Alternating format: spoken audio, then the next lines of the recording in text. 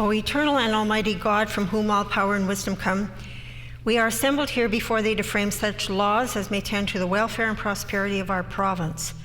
Grant, O merciful God, we pray thee, that we may desire only that which is in accordance with thy will, that we may seek it with wisdom and know it with certainty and accomplish it perfectly, for the glory and honor of thy name and for the welfare of all our people. Amen. We acknowledge we are gathered on Treaty 1 territory and that Manitoba is located on the treaty territories and ancestral lands of the Anishinaabe, Inuak, Dakota Oyate, Dene Sulene, and Nihi-Thuwag nations. We acknowledge Manitoba is located on the homeland of the Red River Métis. We acknowledge northern Manitoba includes lands that were and are the ancestral lands of the Inuit. We respect the spirit and the intent of treaties and treaty making and remain committed to working in partnership with First Nations, Inuit, and Métis people in the spirit of truth, reconciliation, and collaboration. Good afternoon, everybody. Please be seated.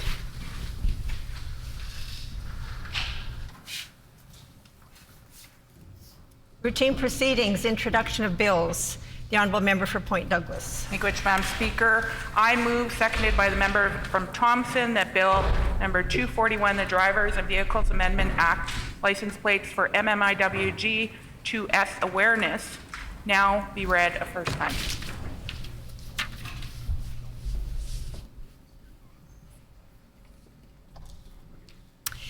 It has been moved by the Honourable Member for Point Douglas, seconded by the Honourable Member for Thompson, that Bill number 241, the Drivers and Vehicles Amendment Act, license plates for MMIWG2S awareness, be now read a first time. The Honourable Member for Point Douglas. Which, Madam Speaker, it's clear that more needs to be done to protect Indigenous women, girls, and two-spirited people in Manitoba. This bill would allow for a specialty license plate to be purchased that has a graphic of a red hand or a red dress and the abbreviation MMIWG2S, meaning missing and murdered Indigenous girls, women, girls, and two-spirit. This license plate would help to raise awareness and inspire action to be taken. As well, the money collected will benefit the children left behind of these women and girls and two-spirited people who have been murdered or have gone missing in Manitoba.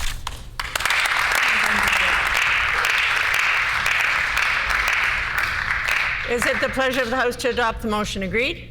Yes. Agreed and so ordered. Committee reports, tabling of reports.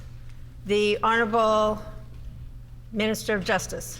Madam Speaker, just tabling the revised sequence of consideration for departmental estimates. The Honourable Minister of Economic Development. Thank you, Madam Speaker. Madam Speaker, I'm pleased to table the Manitoba Corporation Annual Report for the fiscal year ending March 31st, 2022. And pursuant to Rule 83(3), I am pleased to table a letter from the House leaders documenting the Standing Committee membership composition for this legislature. And also, in accordance with Section 19 of the Legislative Building Centennial Restoration and Preservation Act, I am pleased to table the long-term restoration and preservation plan, which includes the current annual implementation plans for the fiscal years 2022 to 2023 to 2029, 2030.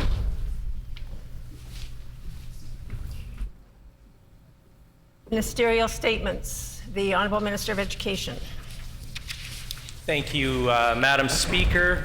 As the Minister of Education and Early Childhood Learning, I rise today to observe and celebrate World Teachers' Day. World Teachers' Day is celebrated internationally on October 5th to commemorate and acknowledge the important contribution of the teaching profession to all societies. Our government and the Premier supports this worldwide acknowledgement of teachers and has proclaimed its thoughtful observance to all citizens by a proclamation. October 5th is a day devoted to appreciating teachers and is an opportunity to recognize the enduring contributions they make every day to education and development in Manitoba classrooms. Promoting teachers helps ensure that this profession so vital to the healthy function of society, receives its due respect. Beyond thanking teachers, our government has increased funding to the K-12 education system by $460 million this school year, 2022-2023. This includes a $51 million increase in annual operating funding and $77 million in additional funding to assist with financial pressures. $22 million to strengthen students' learning and supports, and $2 million to expand the Elders and Knowledge Keepers in Schools initiative. Our government has also dedicated $308 million in capital funding to build new schools and renovate existing ones. In addition, we as Manitobans are Canadian leaders in teacher remuneration. I encourage all Manitobans to celebrate and respect the work teachers undertake in classrooms every day, and to recognize their efforts in delivering quality education to the youth of our great province, Madam Speaker. Today, we are joined in the gallery by Manitoba Teachers Society's President, Mr. James Bedford, and Vice President Nathan Martindale, and members of the board, Sonia Blank, Carla Bouchard, Lindsay Brown, Chris DeRoze, Jay Ewert, Kristen Fowlis, Kent McPherson, Kathy Pilizzaro, Kathy Pleskach, Joel Swan, and Cynthia Taylor. Please join me in thanking Manitoba teachers for their service to Manitoba students.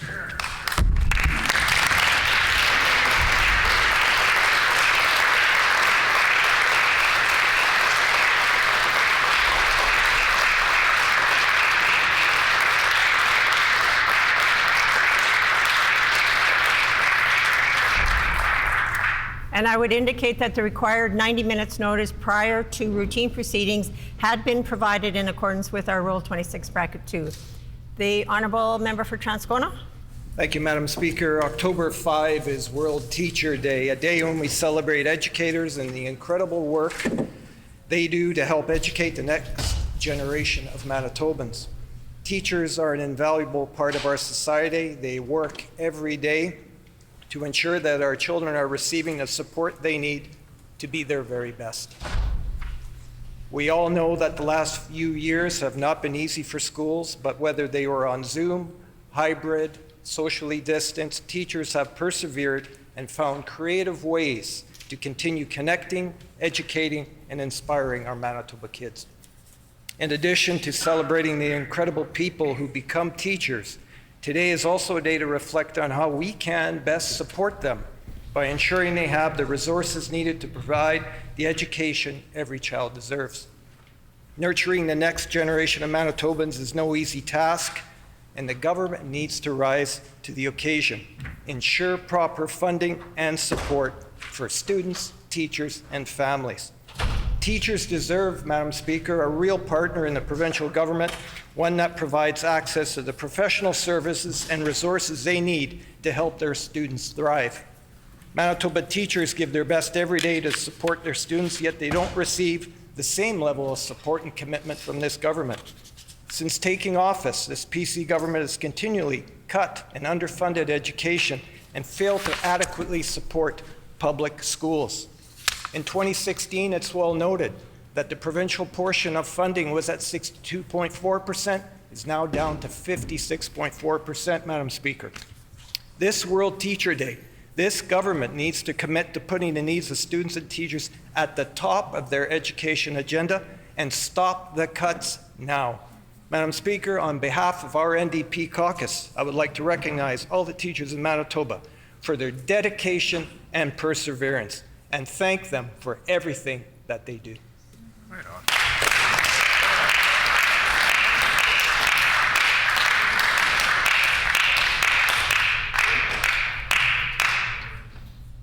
The Honourable Member for Tyndall Park. Madam Speaker, I ask for leave to respond to the Minister's statement. Does the member have leave to respond to the ministerial statement? Leave has been granted. The Honourable Member for Tyndall Park. Thank you, Madam Speaker. I'm glad to have the opportunity to rise today in recognition of World Teacher Day.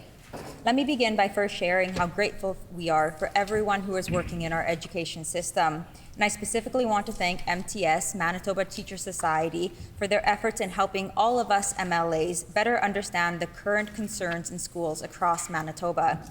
Madam Speaker, it is evident how those in our school systems continue to go above and beyond. We have heard examples of how teachers having to purchase their own school supplies for their classrooms out of their own pockets. And in terms of teacher capacity and retention, we have heard about how the number of teachers exiting and retiring are exceeding those actually entering our school systems. Madam Speaker, it is clear how funding has fallen behind in our schools despite cost of living and student growth. Funding is desperately needed for mental health for both students and teachers, transportation, especially with the price of gas being as high as it is, and EAL studies, new student fees, and just basic human resources. Madam Speaker, I'm grateful that the government gave some funding to the Child Nutrition Council, but a one-time lump sum of money is just a Band-Aid solution. Everyone here knows the president of MTS, James Bedford, and I'm paraphrasing something he said a lot more elegantly than I am, but public education is a 13-year commitment. That's a length of a student's education. So a one-year solution, in this case, a one-year nutrition grant program, it just doesn't make sense. There are a lot of other needs, including long-term grant programs, higher achiever opportunities, French studies. These all still need to be addressed. However, I am glad to have the opportunity to express these needs today on World Teacher Day. Lastly, Madam Speaker, I'm looking forward to committee tonight to hearing from the public presenters about Bill 208, the Teachers' Pensions Amendment Act, that would allow for representation for over the 10,000 RTAM members here in Manitoba. Thank you, Madam Speaker.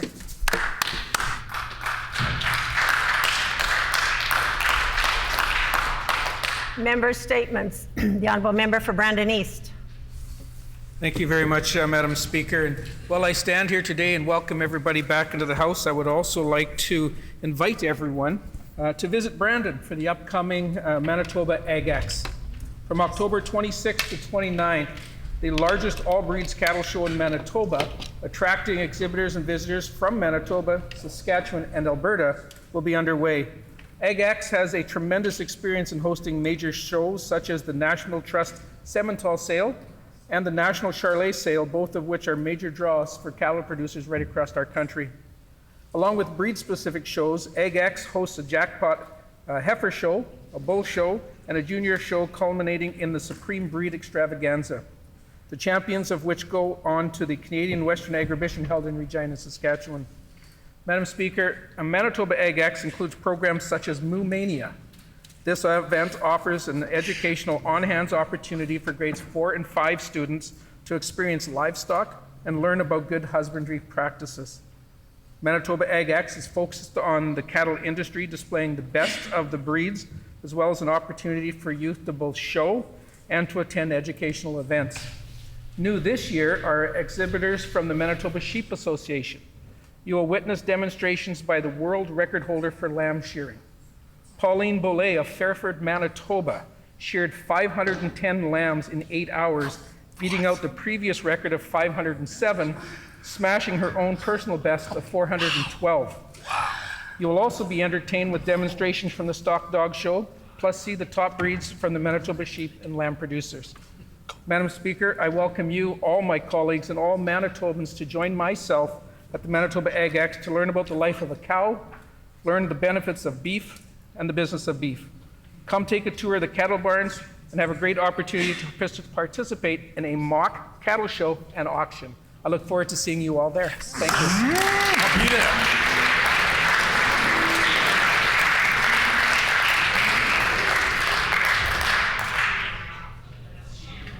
Order.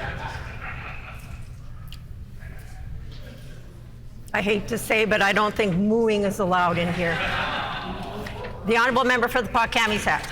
Madam Speaker, I'm pleased to be able to stand here today to celebrate one of the programs offered by University College of the North.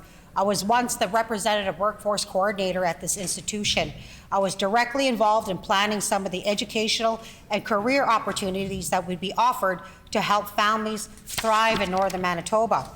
The University College of the North previously offered a home builder certificate program. However, They have recently begun separately offering this program with a dedicated Indigenous woman focus. Thanks to collaboration with the Opaskwayak Cree Nation Office of Employment and Training, the program is offered at no cost to the students. This program provides residential construction industry ready skills to those admitted, as well as the opportunity not only to build a home, but ultimately gain exposure to the many trades and career paths associated with the residential construction industry in the home building process. The effort to bring Indigenous women into construction trades is essential for the future of construction trades, and is also essential for Indigenous women to have an equal opportunity to work in our communities. Offering a dedicated program such as this offers an opportunity for applicants to avoid barriers of gender discrimination, remote training, lack of exposure, and lack of experience. UCN has been a driving force in bringing access to technical training to the North, and an immense benefit for our communities in the North, as it has provided access to essential training for workers looking to start or empower their career. This step of including programs for Indigenous women seeks to provide employment equity in this field that has long been difficult for them to break into or get ahead in. Please join me in celebrating this program's efforts in advancing Indigenous women in constructive trades, as well as the currently enrolled students on their new journey. Egosef.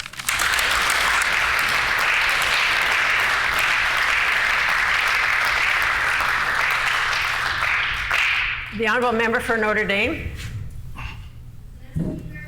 I am very humbled to represent the constituents of Notre Dame. My community has raised a number of concerns, including rising crime, violence, and addiction. Our community has multiple abandoned properties and a growing problem with vacant properties and garbage. Of course, our families want safe and clean communities.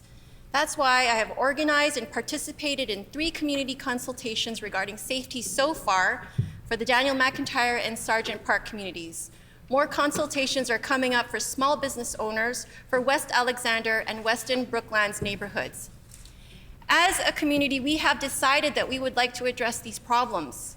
To do so, in September, we started the Notre Dame Powerline Initiative, modeling it after the North Point Douglas Power Line begun 14 years ago by community organizers like Sal Burrows. Our goal is to empower residents and help keep our neighborhoods and works in partnership with City Bylaw Enforcement and the Police Community Support Unit and Fire Prevention Services. In North Point Douglas's Powerline's first 3 years of existence, this community group helped to address 32 properties that were causing a great deal of problems. Community members are encouraged to please phone Notre Dame Powerline at 204-588-7111 and text or leave a message for their community concerns. We will do our part to make our communities safe and clean. The city departments that we are dealing with are doing their part as well. But at this time, we are not asking. We are demanding that this province does their part as well. The PCA government has had 2 terms. They still are not doing their part with resources to take action on a comprehensive housing strategy, a comprehensive mental health and addiction strategy, or enough prevention resources to keep families together.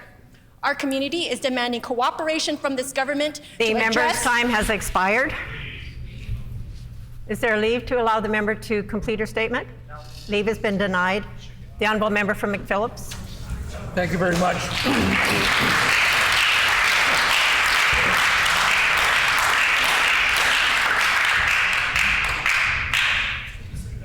The Honourable Member from McPhillips. Thank you very much, Madam Speaker. It gives me great pleasure to recognize Regional Director for the Canadian Polish Congress in Central Canada, Eric Lemons, editor of Radio Polonia, Winnipeg, for their strong vision and efforts in promoting and strengthening the Polish culture and media in Manitoba. Marian Jaworski, serving the Polish community in Manitoba for over 40 years. In 22 of those years, he has held a president's position at the Polish Gymnastic Association, Sokol, Winnipeg. As his current time, he is a regional director for the Canadian Polish Congress for Central Canada. Eric Lemons has also served not only as a volunteer and member of the Polish Gymnastic Sokol, Winnipeg, but also a manager of the Sokol Community Soccer Club and as the radio editor for Radio Polonia, CKJS 810 AM or FM 92.7, the Polish voice in Manitoba for the last 26 years. This May, I traveled to Poland to witness and support Marian Jaworski and Eric Lemons being honored with a Pro Patri Medal by the government of Poland in the highest order of honor presented by the Polish Gymnastic Association Sokol at the Museum of Independence in Warsaw, Poland, for their continuing service to the Polish community abroad. We also had an opportunity to meet and greet newly arrived by train Ukrainian refugees to Poland, as well as meeting refugees and the many non-government agencies on both sides of the Ukrainian-Polish border. Marian and Eric have not forgotten their Polish roots and its wonderful culture. Poland has not forgotten Marian and Eric. Congratulations, Marian Jaworski and Eric Lemons. You both make Poland and Canada very proud to call you their own. Please join me in thanking Marian Jaworski and Eric Lemons for their continued vision and hard work on behalf of the Polish community in Manitoba. As well, a special thank you to the citizens and people of Poland for their unwavering support of Ukraine. Thank you, Madam Speaker.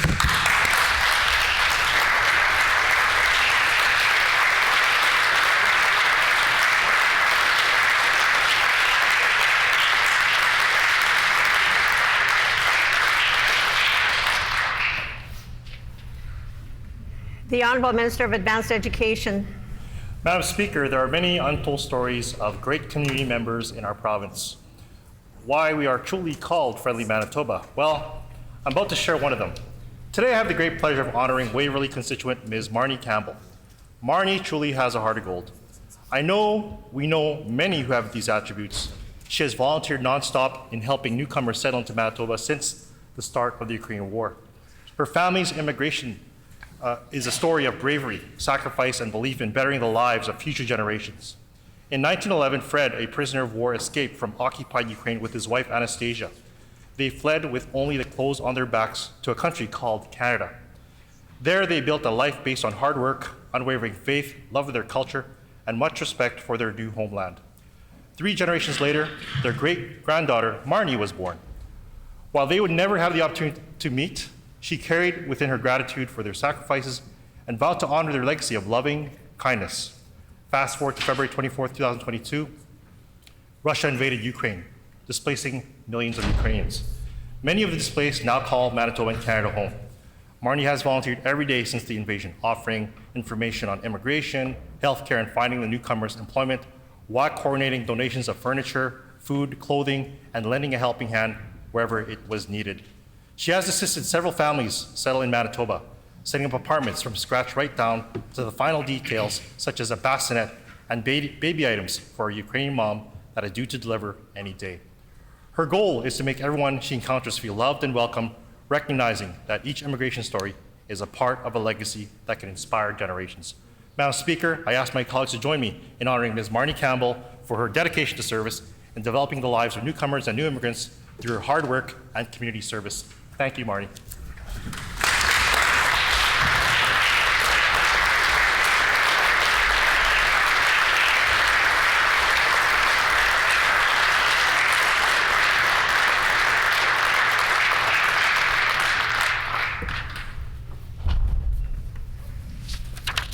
Prior to oral questions, I have some guests that I would like to introduce to you.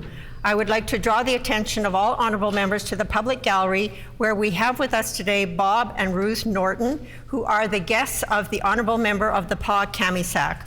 On behalf of all honorable members here, we welcome you to the Manitoba Legislature.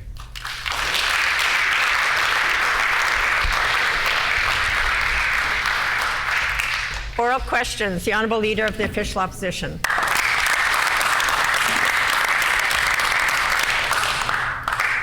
Madam Speaker, I'd be remiss if I did not recognize the member for Lakeside, who announced yesterday he is not going to run in the next provincial election. I know the member has been an MLA for many years, and in addition to representing Lakeside and bringing forward those issues here, he also brought his own unique sartorial sense to the chamber. So I want to take this opportunity to recognize the member. We know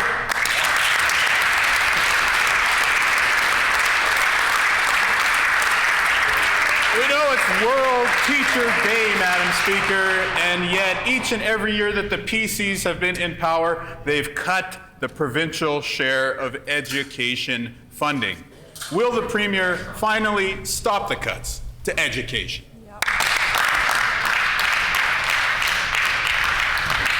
The Honourable First Minister. Well, Madam Speaker, I too want to thank the member for Lakeside for his incredible contribution to the people of Manitoba, and we wish him well after the next election. We wish him well, Madam Speaker, and he and his family.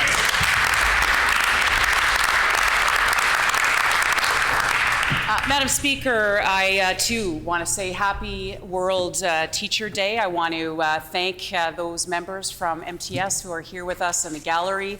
I want to thank all of our teachers here in the province of Manitoba. I think, Madam Speaker, they have what is one of the most important jobs in the world, if not the most important job in the world, and that is educating our kids. So I want to thank all of the teachers in Manitoba for the incredible contribution they make for our kids.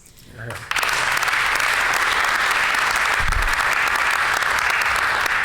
I'll address the litany of false accusations in the next, after the next preamble, Madam Speaker.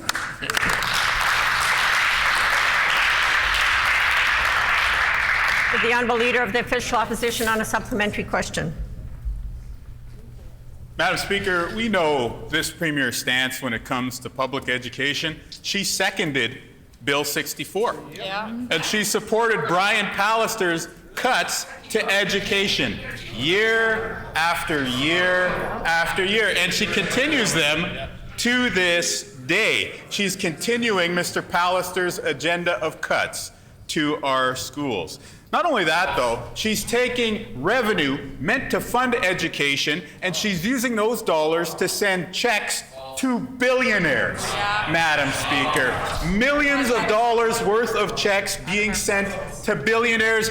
That's what they stand for. On this side, we're against it, Madam Speaker. Will the Premier stop sending checks to billionaires and instead use those dollars to invest in our schools?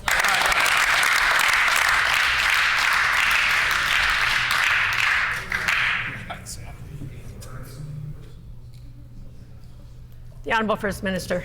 Well, Madam Speaker, I will never apologize, and members on this side of the House will never apologize for listening to Manitobans and taking action on their behalf, Madam Speaker. Madam Speaker, the Leader of the Opposition is just wrong. Madam Speaker, historic additional $460 million in education funding overall this year alone, Madam Speaker. That's more money into the education system, not less, Madam Speaker. I know members opposite have difficulty with math, Madam Speaker, but I'll tell you, Madam Speaker, $460 million is a significant investment in our education system. We will continue to invest in the education of our children.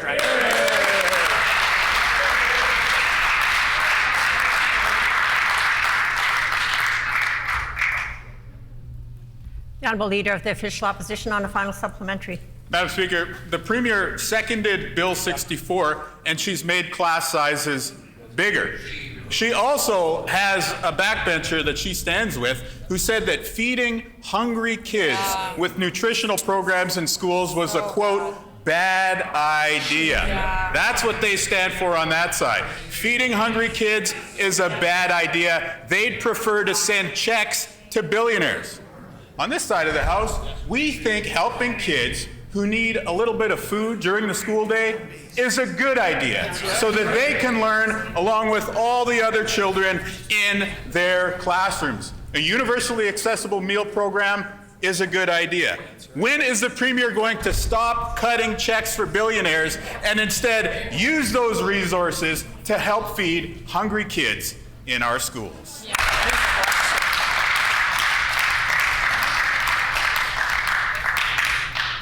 The Honourable First Minister. Well, Madam Speaker, the Leader of the Opposition seems to be fixated on old bills that used to be before the Manitoba Legislature. The fact of the matter is that bill was taken off the table, Madam Speaker, and we will continue to do the best interest of the education of our children, Madam Speaker. Now, the Leader of the Opposition mentioned something very important, the nutrition of our kids. And that's why our Minister of Education was out very recently and announcing a $2.5 million increase to the nutrition program in schools, Madam Speaker.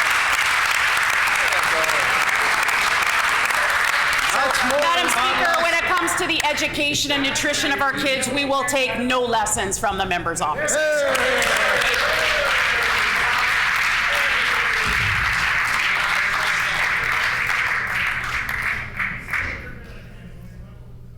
Order. The Honourable Leader of the Official Opposition on a new question. Madam Speaker.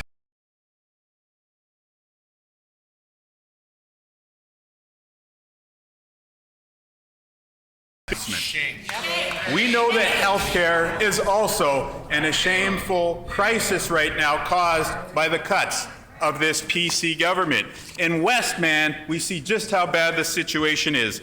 Dauphin has a 39% nurse vacancy rate. Grandview has a 57% nurse vacancy rate. I'll table the documents for the Premier generated by her government that prove the case. People in the Parkland need better access to health care closer to home, not more cuts from the Premier.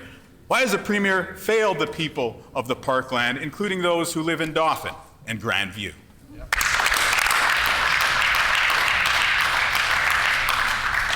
The Honourable First Minister.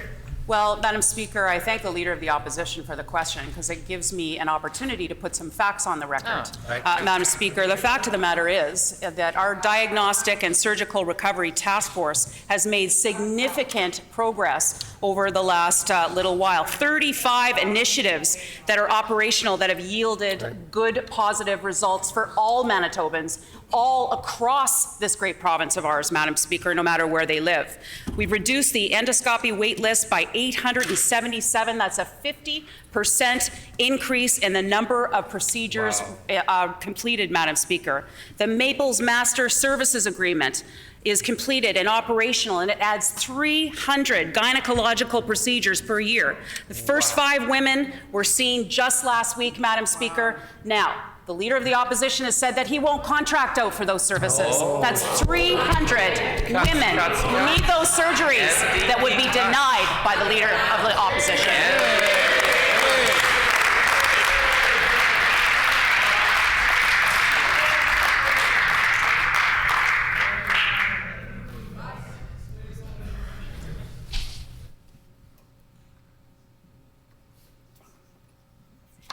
The Honourable Leader of the Official Opposition on a supplementary question. Madam Speaker, on this World Teacher Day, Manitobans are concerned that this government is going to do with the education system what the PCs have already done to the healthcare system. And when we look at the proof, the documents that I just tabled in the healthcare system, what's going on in Westman right now? What's going on in the Parkland? Well, Roblin has a 40% nurse vacancy rate. Reston, it's also at 40%. Killarney, it's more than 52%. More than half of the nursing jobs are sitting empty in the constituency represented by the MLA for Turtle Mountain. There's a crisis in healthcare in the Westman, across the Parkland, and this Premier and their government refuses to recognize it. We know that it was caused by PC cuts. When will they finally stop the cuts to healthcare and start investing in nurses?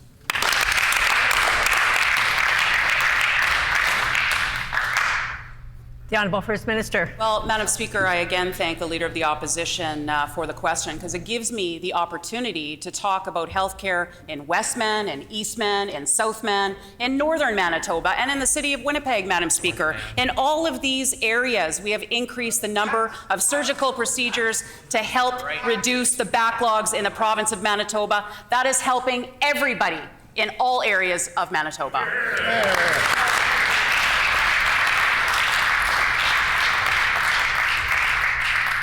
The Honourable Leader of the Official Opposition on a final supplementary. Madam Speaker, nobody believes the PCs when it comes to healthcare because Manitobans have never been waiting longer to get the surgeries that they need. When we look at Western Manitoba, when we look at the healthcare hub for the Westman in Brandon, which is also part of our province-wide ICU system, there are a ton of nurse vacancies there as well. 18% of nursing positions at Brandon's hospital are sitting empty right now as we speak, Madam Speaker. We know we need more nurses in the Westman. We need more nurses in Reston, and Dauphin, and Grandview, and yes, in Brandon as well. Will the Premier stop the cuts and start to invest in nurses in the Prairie Mountain Health Region and across Manitoba?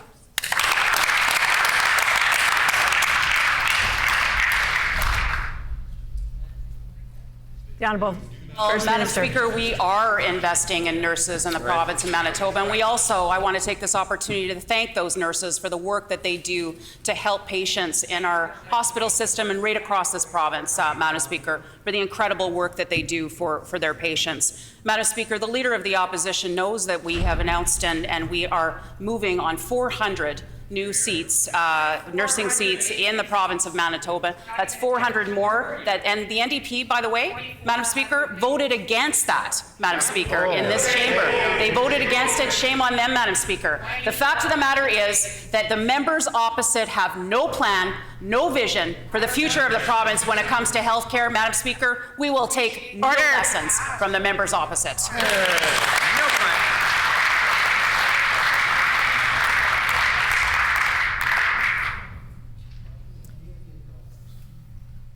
The Honourable Member for Union Station. Madam Speaker, the use of private agencies is accelerating under the PCs. Earlier this week, I shared new figures for Southern Region, which spent $3.4 million in just half a year. Now today, I'd like to table 5 months of data for Prairie Region. Between February and June, Prairie Region spent $10 million. At that rate, they are on pace to spend $24 million this year. That also means that $1 out of every 4 nurses is going, $1 out of every $4 for nurses is going to private agencies. That's not the right approach, Madam Speaker. What is the minister doing to address the growing over-reliance on for-profit private agencies?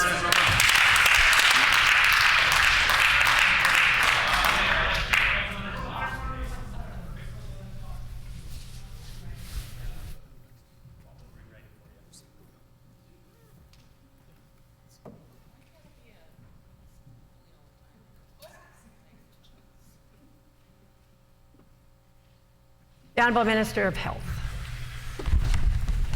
Thank you, Madam Speaker. Nursing staff challenges are an issue that are not unique to Manitoba. It's been seen across the country and sadly globally, Madam Speaker. But our government is addressing this issue, something the members opposite never did. $19.5 million to add 259 nurse training seats, and additional 30 training seats at Red River College to bring that number to 289. We are on track to meet our target as a government of 400 new nursing education seats. We continue to add dollars to the University College of the North, and I was so pleased last October to join the College of Nursing for their pinning session where we welcomed 150 new nurses.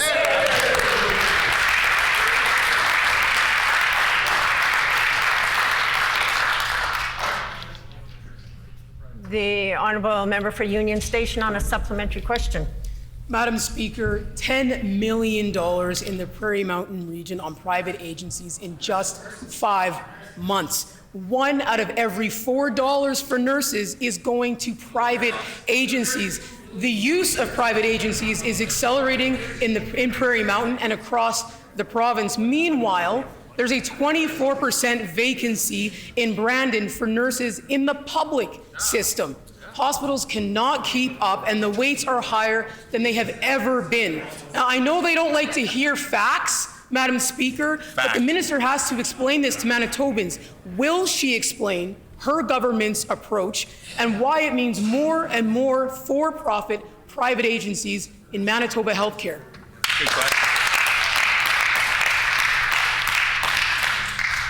The Honourable Minister of Health. Thank you, Madam Speaker. My mandate as the Minister of Health is to ensure all Manitobans receive health care services that they need in this province, Madam Speaker.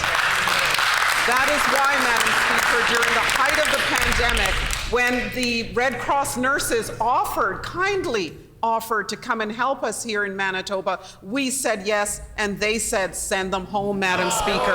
We are going to continue to support the College of Nursing, Red River College, University College of the North, all the advanced education facilities and institutions across our province that are working with us on solutions to add nurses to the healthcare system.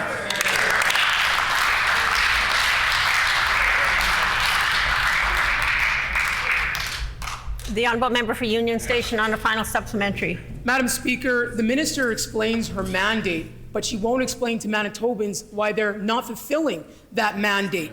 The Premier has said that she's actively contracting out healthcare, and that's precisely what they've done with private agency nurses. Their approach is undermining public health care in Manitoba. Nurses in the public system are being mandated like never before. Meanwhile, private agencies are providing more money and more flexibility. This is eroding the public health care system in Manitoba, Madam Speaker. Prairie Mountain is on track to spend $24 million on private agencies this year. Why is the Minister increasingly over-relying on for-profit private agencies? Time has expired.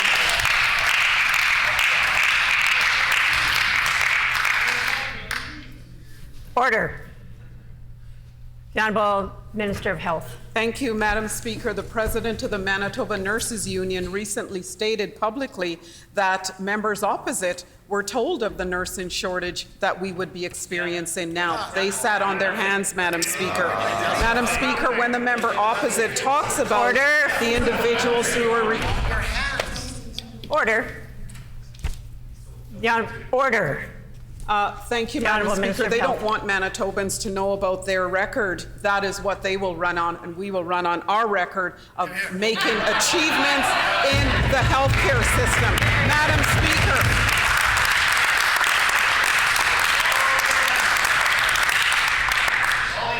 Order. Madam Speaker, our record, 50% reduction in the number of endoscopy waitlist individuals, 300 gynecological procedures for women in this province, Madam Speaker. Order. Member's time has expired.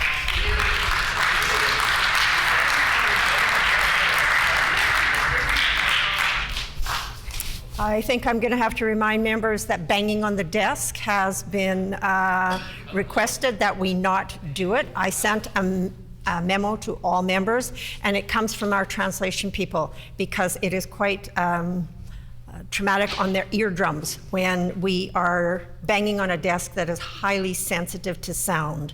So I'm going to ask all members, that is a practice that I've asked everybody to support not doing it in order to support our interpreters, our translators. The Honourable Member for Transcona. Thank you, Madam Speaker. It is World Teachers' Day, and what better way to thank a teacher than to promise them there will be no more cuts to public education. Unfortunately, that's not a promise that this government can keep. Brandon was forced to cut 10 positions. As well, Madam Speaker, cut speech-language pathology, psychology, and reading recovery. Necessary services for our kids. Seven Oaks had to cut educators as well, Madam Speaker. It's time for a new approach. When will the minister stop the cuts to our public schools? That's right.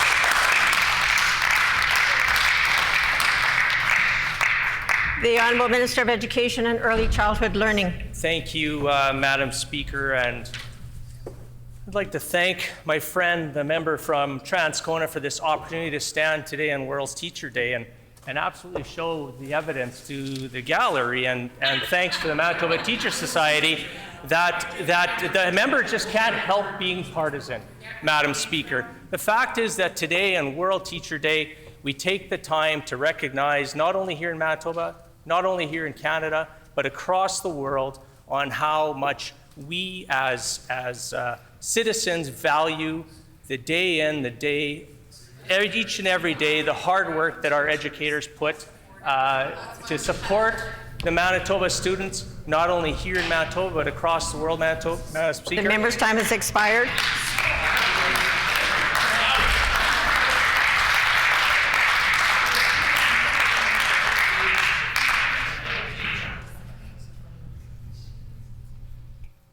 The honourable member for Transcona on a supplementary question. Thank you, Madam Speaker. Over the last 3 years, the province's core operating funding for public education has gone down by $36 million. The province's share of education expenditure has also fallen. It's well documented in the frames. The result, Madam Speaker, Winnipeg School Division was forced to cut full-day kindergarten. Seven Oaks was also forced to cut important programs for their kids. The minister wants to celebrate World Teacher Day, but all his government has done is cut and undermine public schools. When will they stop the cuts, Madam Speaker, and adequately support our public schools?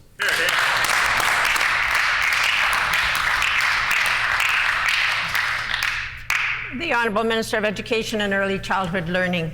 Thank you, Madam Speaker. And as I stand and want to thank and congratulate the teachers for all their hard work, this member continues to get up and put false information on the record, Madam Speaker. Just this year alone, in 22-23, we're talking about a historical funding increase to education of $460 million, Madam Speaker. The information that this member's putting on the record, it couldn't be more than false, Madam Speaker. Seven Oaks School Division, 9.7% increase over the last 2 years. River East Transcona, the place that he used to teach, 12.2% increase over the last 2 years. Madam Speaker, I can go on and on and on, and I will talk in my next answer about some additional things of the misinformation that this member puts on the record. The member's time has expired.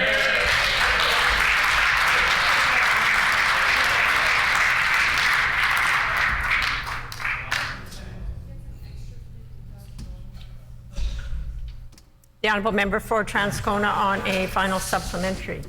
Thank you, Madam Speaker. Madam Speaker, teachers need more supports in the classroom, but that's not what they're getting from this government. It has not been delivered at all. School leadership overwhelmingly told the Auditor General that they don't have faith that this government will take appropriate action to address the long-term impacts of the pandemic, and we're feeling it right now.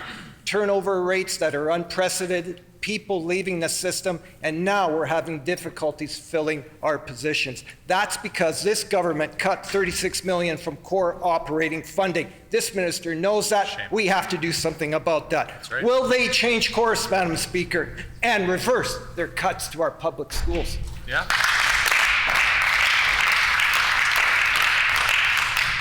The Honourable Minister of Education and Early Childhood Learning. Oh, Madam Speaker, I think the NDP are going to have to rebrand to M Squared Party, misleading Manitobans Party, Madam Speaker. There's so much misinformation coming out of that member's mouth. It's unbelievable. Again, literacy and numeracy skills in Manitoba, that's what parents want. They want to increase those skills for our Manitoba students. So on page 4, which the member fails to reference, page 4 on the frame report says a 67.5% increase in funding this year alone. That doesn't include the education property tax coming off, which is also being put into the education world. Madam Speaker, the member from Transcona doesn't know that more is more, not less. The member's time has expired.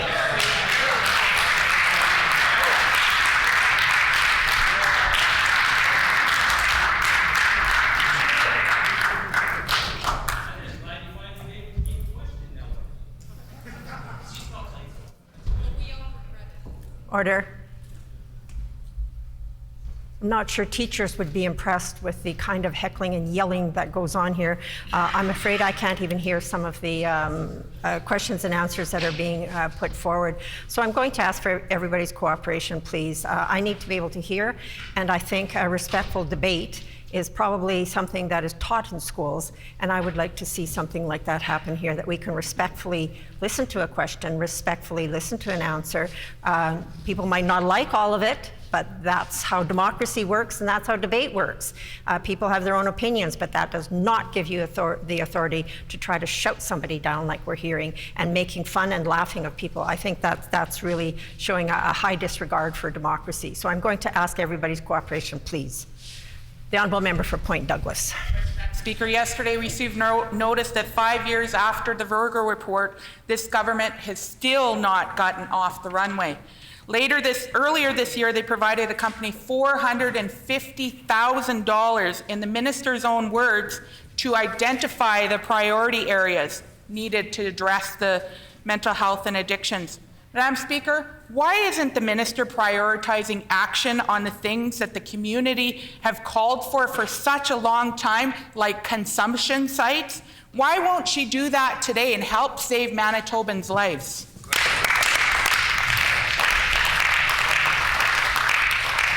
The Honourable Minister of Families. Thank you very much, Madam Speaker. And our government recognizes that there is a growing concern for people that are experiencing addictions and mental health issues in the community. That is why we created a dedicated department that has come forward with 47 initiatives since 2019 at the price of $62 million to help with mental health and addictions initiatives. That is why we have also invested nearly $50 million in combined addictions treatment and housing for people who are experiencing homelessness or are precariously housed or unsheltered, so that they can get the services and the supports that they need when they need it.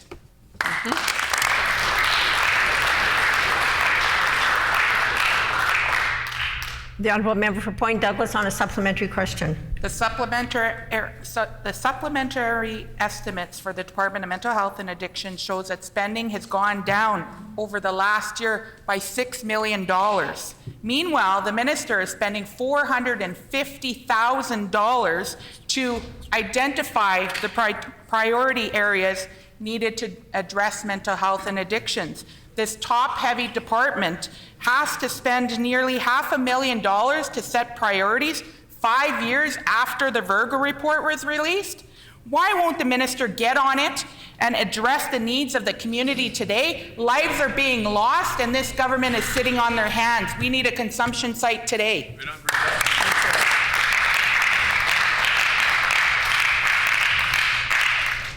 The Honourable Minister of Families. Thank you very much, Madam Speaker. This year alone, our government invested $17 million in a roadmap to help provide the supports to people, meet them where they're at, and help them and ensure that they've got the supports that they need. Supports including $500,000 to address 6 crisis stabilization beds at the Crisis Response Centre. That was last year's investment. $1.9 million in capital funding to Home First Winnipeg, $35,000 to the Tamarack Recovery Centre, $185,000 to the Norwest Youth Hub, money for crisis counselling. We've also established crisis hotlines and are helping to ensure that not only do people get the services that they need, but they can actually get access to information about services that will be available for them when they need them.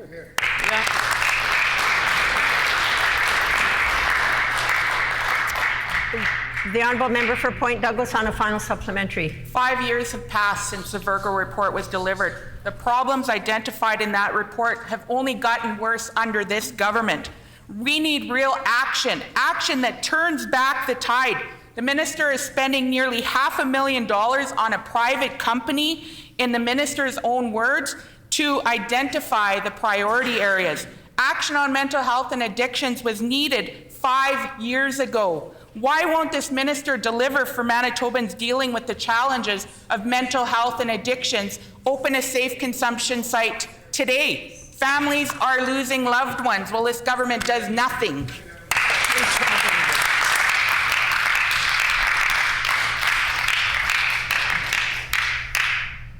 The Honourable Minister of Families. Well, Madam Speaker, the member references that help was needed 5 years ago. I would argue with her that help was needed 15 years ago, 20 years ago, when they were in office, and they did absolutely nothing. They didn't set up a department responsible for helping people with mental health issues and addictions and wellness.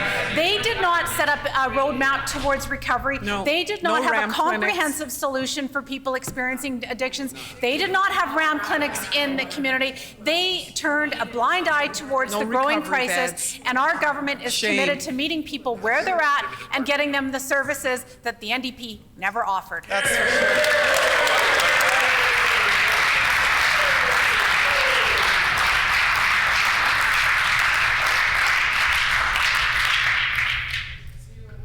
The honourable member for St. James. Madam Speaker, this government wasted nearly $2.5 million on the Brad Wall report. Just like this government, Brad Wall covered up key evidence to come to a conclusion he wanted. Key evidence such as a $5 billion in revenue, which he and this government tried to keep secret. Despite the obvious flaws with this report, this government ordered Manitoba Hydro to implement every single one of its 51 recommendations. I'll table the directive now. Can the minister confirm whether his government is still committed to implementing all of the 51 recommendations?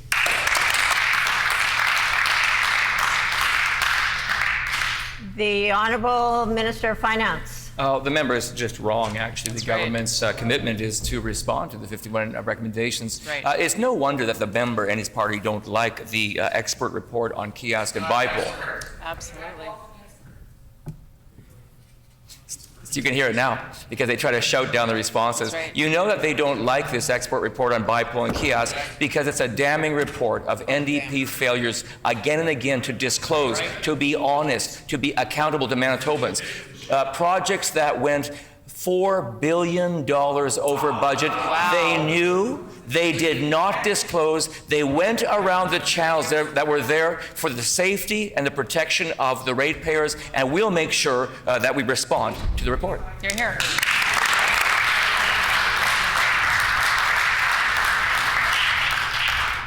The honourable member for St. James on a supplementary question. Thank you, Madam Speaker. The minister calls the author of the report an expert. We know him as a highly partisan.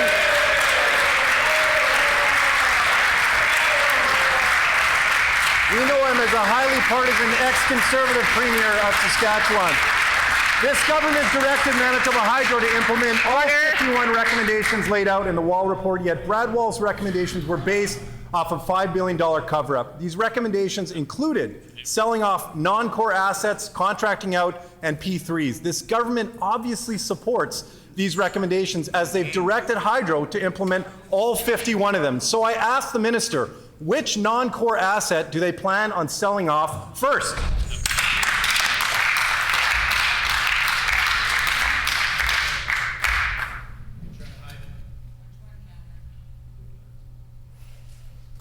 The Honourable Minister of Finance. Well, we know that the opposition doesn't like this expert report on BIPOL and kiosk because, of course, it says extremely critical things. It concludes extremely critical things of the NDP's failure to lead, failure to disclose, cost overruns that they said wouldn't occur, and obligations now on ratepayers that they said would not happen.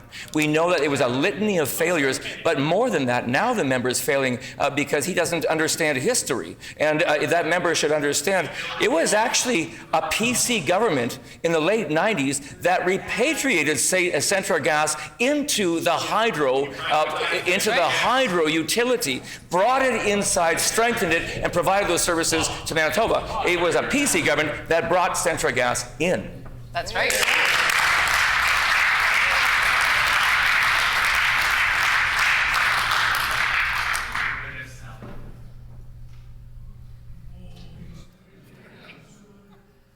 Order.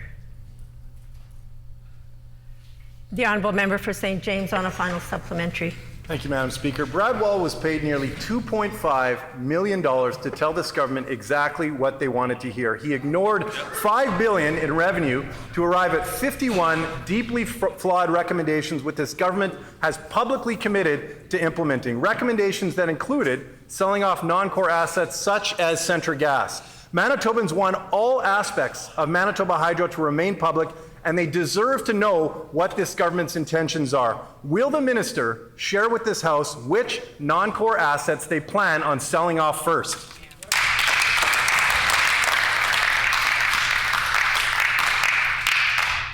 The Honourable Minister of Finance. Well, it's the NDP way. If you can't go to facts, they go to fear, and that's what they always do. But of course, what they truly do is fear this report, because this report, after thousands of interviews, after the collection of thousands of pertinent documents, I'm quite sure the members never read the expert report on bipolar and chaos, because if he had read it, he would understand that this collated and carefully detailed report concludes that there have to be protections in place for ratepayers. The PUB needs a better mandate going forward. Hydro needs to complete an integrated resource plan. The government is working on its energy policy. All of these things are strengthening in order to provide the conditions in which Manitobans won't get fooled again by an NDP party.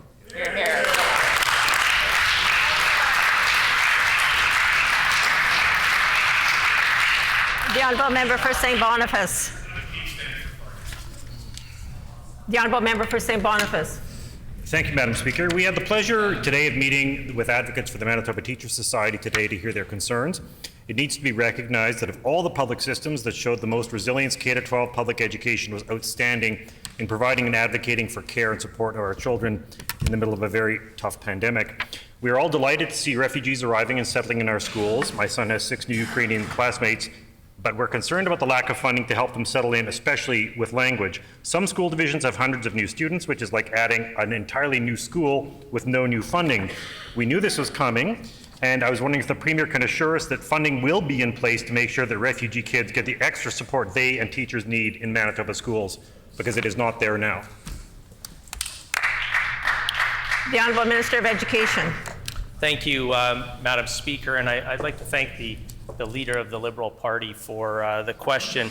In regards to supporting Ukrainian children and students right here in Manitoba, we're working quite closely with our education partners all across this great province of ours, Madam Speaker. We're making sure that those schools and school divisions and those local communities are keeping track of how many students are coming in. As the member knows, September 30th is usually that date when schools start to share their enrollment. And so we're looking at those numbers. We're taking a look at how we can continue to support our Ukrainian students right here in Manitoba, Madam Speaker. The Honourable Member for St. Boniface on a supplementary question. Merci, Madame la Présidente. Tout comme dans les soins de santé et d'autres professions, il y a de nombreuses pénuries d'enseignants en immersion française, même si la demande est énorme. Et tout comme pour les pénuries dans d'autres professions, on nous dit qu'il y a beaucoup de gens au Manitoba qui sont formés et qualifiés pour enseigner le français dans les écoles en ce moment, mais leurs titres de compétences ne sont pas reconnus. Je peux certainement garantir que la qualité du français chez les nouveaux arrivants à Saint-Boniface est au-delà de l'excellence. Nous gaspillons les talents et les possibilités des gens alors que les enfants n'ont pas d'enseignants. Le gouvernement veillera-t-il à ce que les enseignants francophones puissent travailler au Manitoba? The Honourable Minister of Education. Well, thanks, Madam Speaker, and I thank the member again, the leader of the Liberal Party, for this question in regards to French language teachers here in Manitoba. We know that for years and years and years, going back to before I got into this wonderful profession as a legislator, Madam Speaker, we're short on French language teachers, whether that's Francais or Francophone communities.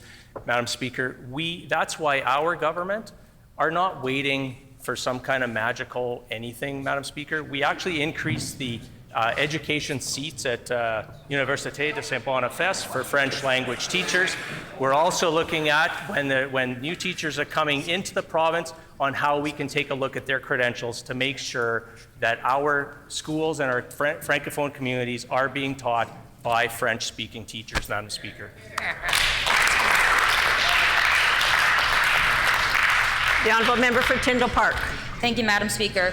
There are a shortage of teachers in our school systems.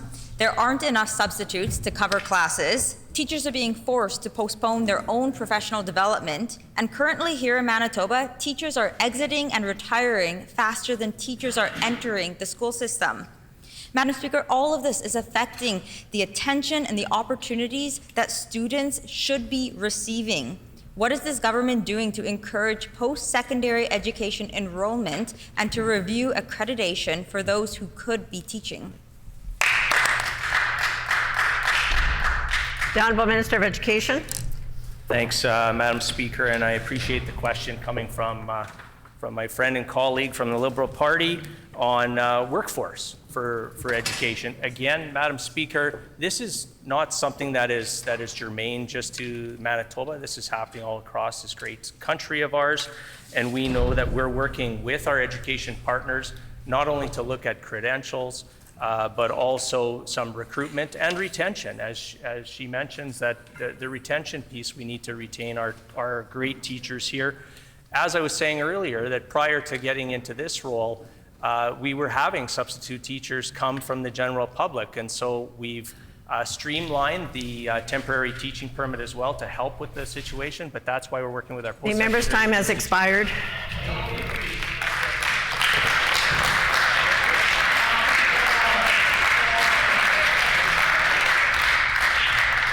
The time for oral questions has expired. Petitions. The Honourable Member for Tyndall Park.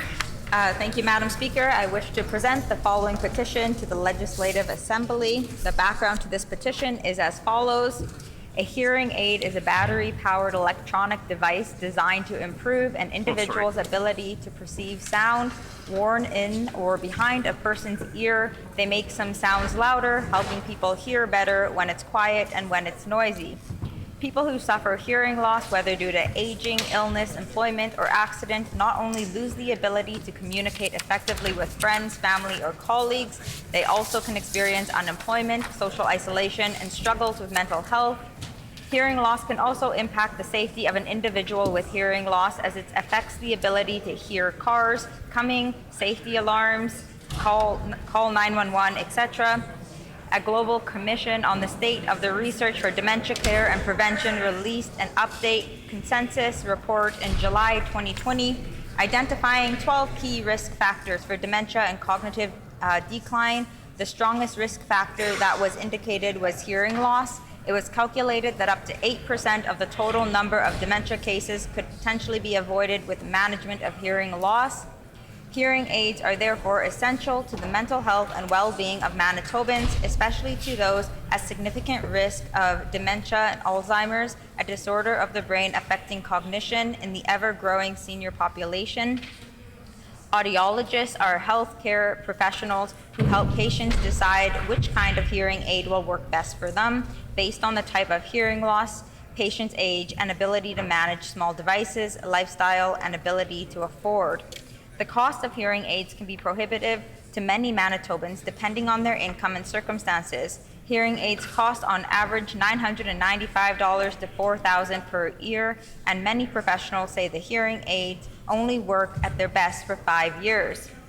Manitoba residents under the age of 18 who require a hearing aid or prescribed by an audiologist will receive either an 80% reimbursement from Manitoba Health of a fixed amount for an analog device up to a maximum of $500 per year, or 80% of a fixed amount for a digital or analog programmable device up to a maximum of $1,800. However, this reimbursement is not available to Manitobans who need the device who are over the age of 18, which will result in financial hardships for many young people entering the workforce, students, and families. In addition, seniors representing 14.3% of Manitoba's population are not eligible for reimbursement despite being the group most likely in need of hearing aid. Most insurance companies only provide a minimal partial cost of a hearing aid, and many Manitobans, especially retired persons, old age pensioners, and other low-income earners, do not have access to health insurance plans. The province of Quebec's hearing devices programs cover all costs related to hearing aids and assisted listening devices, including the purchase, repair, and replacement.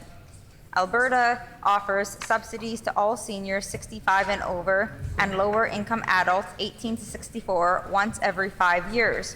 New Brunswick provides coverage for the purchase and maintenance not covered by other agencies or private health insurance plans, as well as assistance for those whom the purchase would cause financial hardship. Manitobans over age 18 are only eligible for support for hearing aids if they are receiving employment and income assistance, and the reimbursement only provides a maximum of $500 an year. We petition the Legislative Assembly of Manitoba as follows: to urge the provincial government to consider hearing loss as a medical treatment under Manitoba Health, and to urge the provincial government to provide income-based coverage for hearing aids to all who need them, as hearing has been proven to be essential to Manitobans' cognitive, mental, and social health and well-being. This petition has been signed by many Manitobans. In accordance with our Rule 132(6), when petitions are read, they are deemed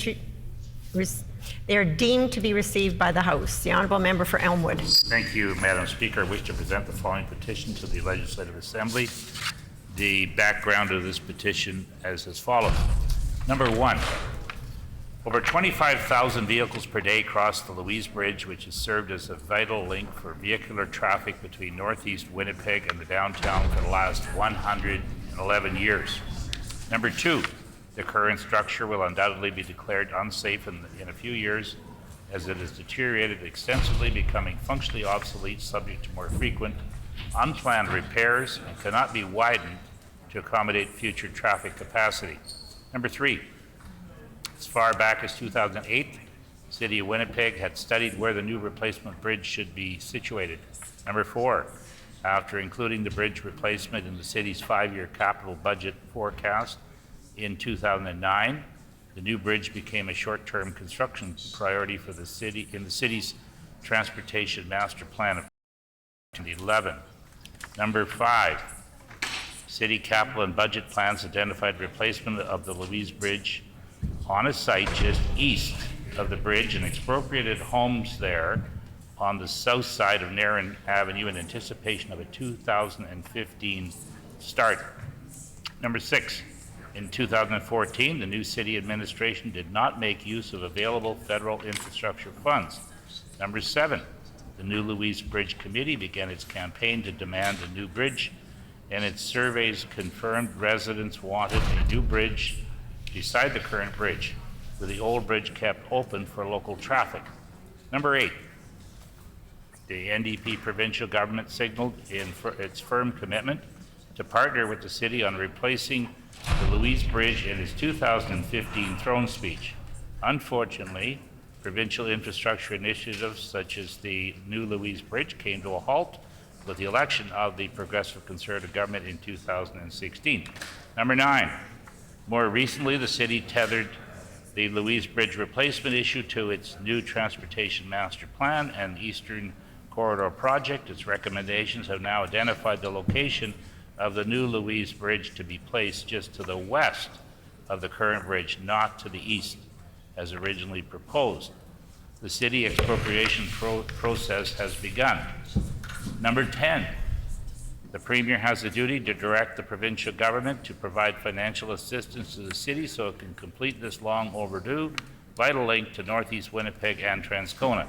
We petition the Legislative Assembly of Manitoba as follows. Number one, to urge the Premier to financially assist the City of Winnipeg on building this 3-lane bridge in each direction to maintain this vital link between Northeast Winnipeg, Transcona, and the downtown. Number two, to urge the provincial government to recommend that the City of Winnipeg keep the old bridge fully open to traffic while the new bridge is under construction. Number three, to urge the provincial government to consider the feasibility of keeping it open for active transportation in the future. And this petition is signed by many, many Manitobans.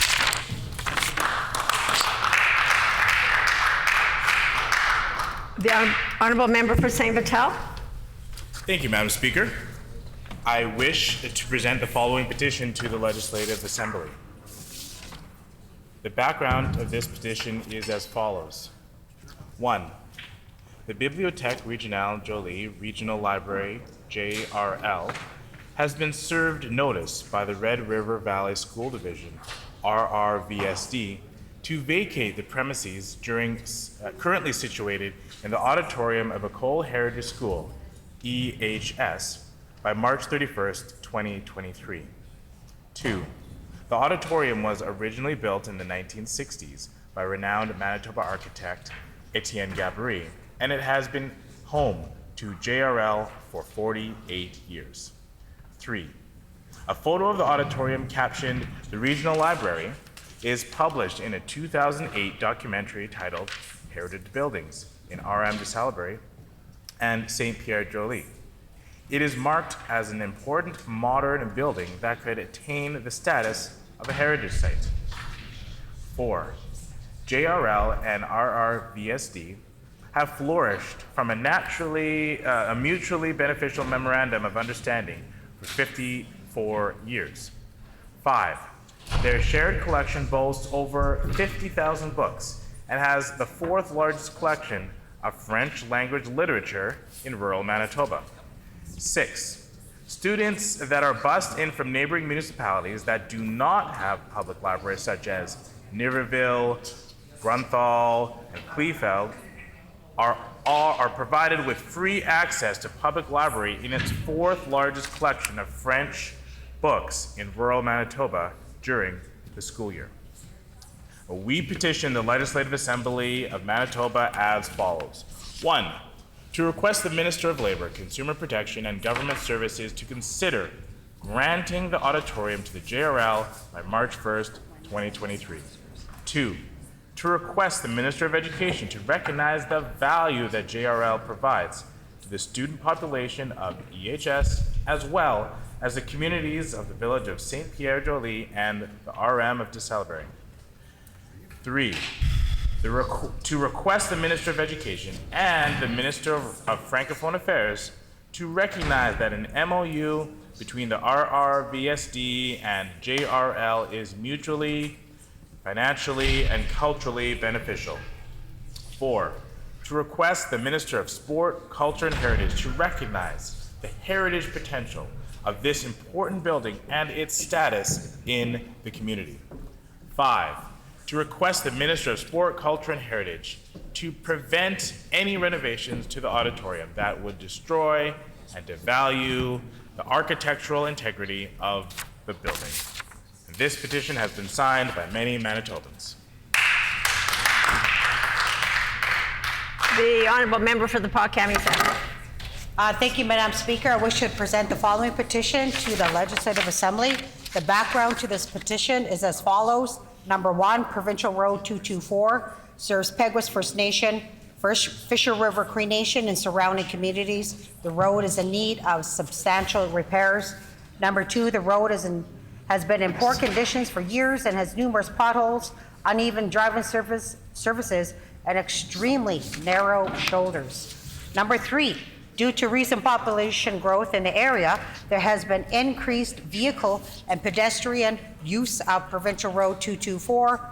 Number 4, without repair, Provincial Road 224 will continue to pose a hazard to the many Manitobans who use it regularly. Number 5, concerned Manitobans are requesting that Provincial Road 224 be assessed and repaired urgently to improve safety for its users. We petition the Legislative Assembly of Manitoba as follows: to urge the Minister of Infrastructure to complete an assessment of Provincial Road 224 and implement the appropriate repairs using public funds as quickly as possible. This petition has been signed by many, many fine Manitobans. Egusen.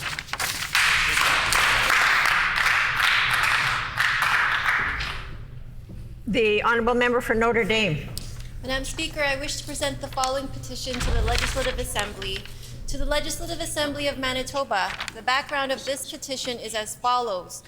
Number 1, home care workers in Manitoba provide skilled and compassionate care that helps better the quality of life for thousands of Manitobans. Number 2, robust home care services are proven to reduce the strain on health services and demand for hospital beds.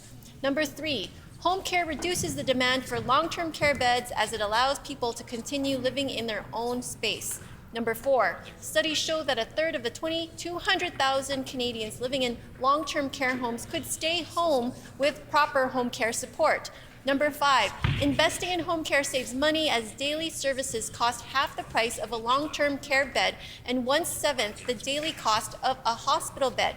Number 6, the provincial government's cuts to home care in Manitoba has resulted in chronic staffing issues that caused the WRHA to cancel 27,000 home care appointments in the month of April 2022 alone.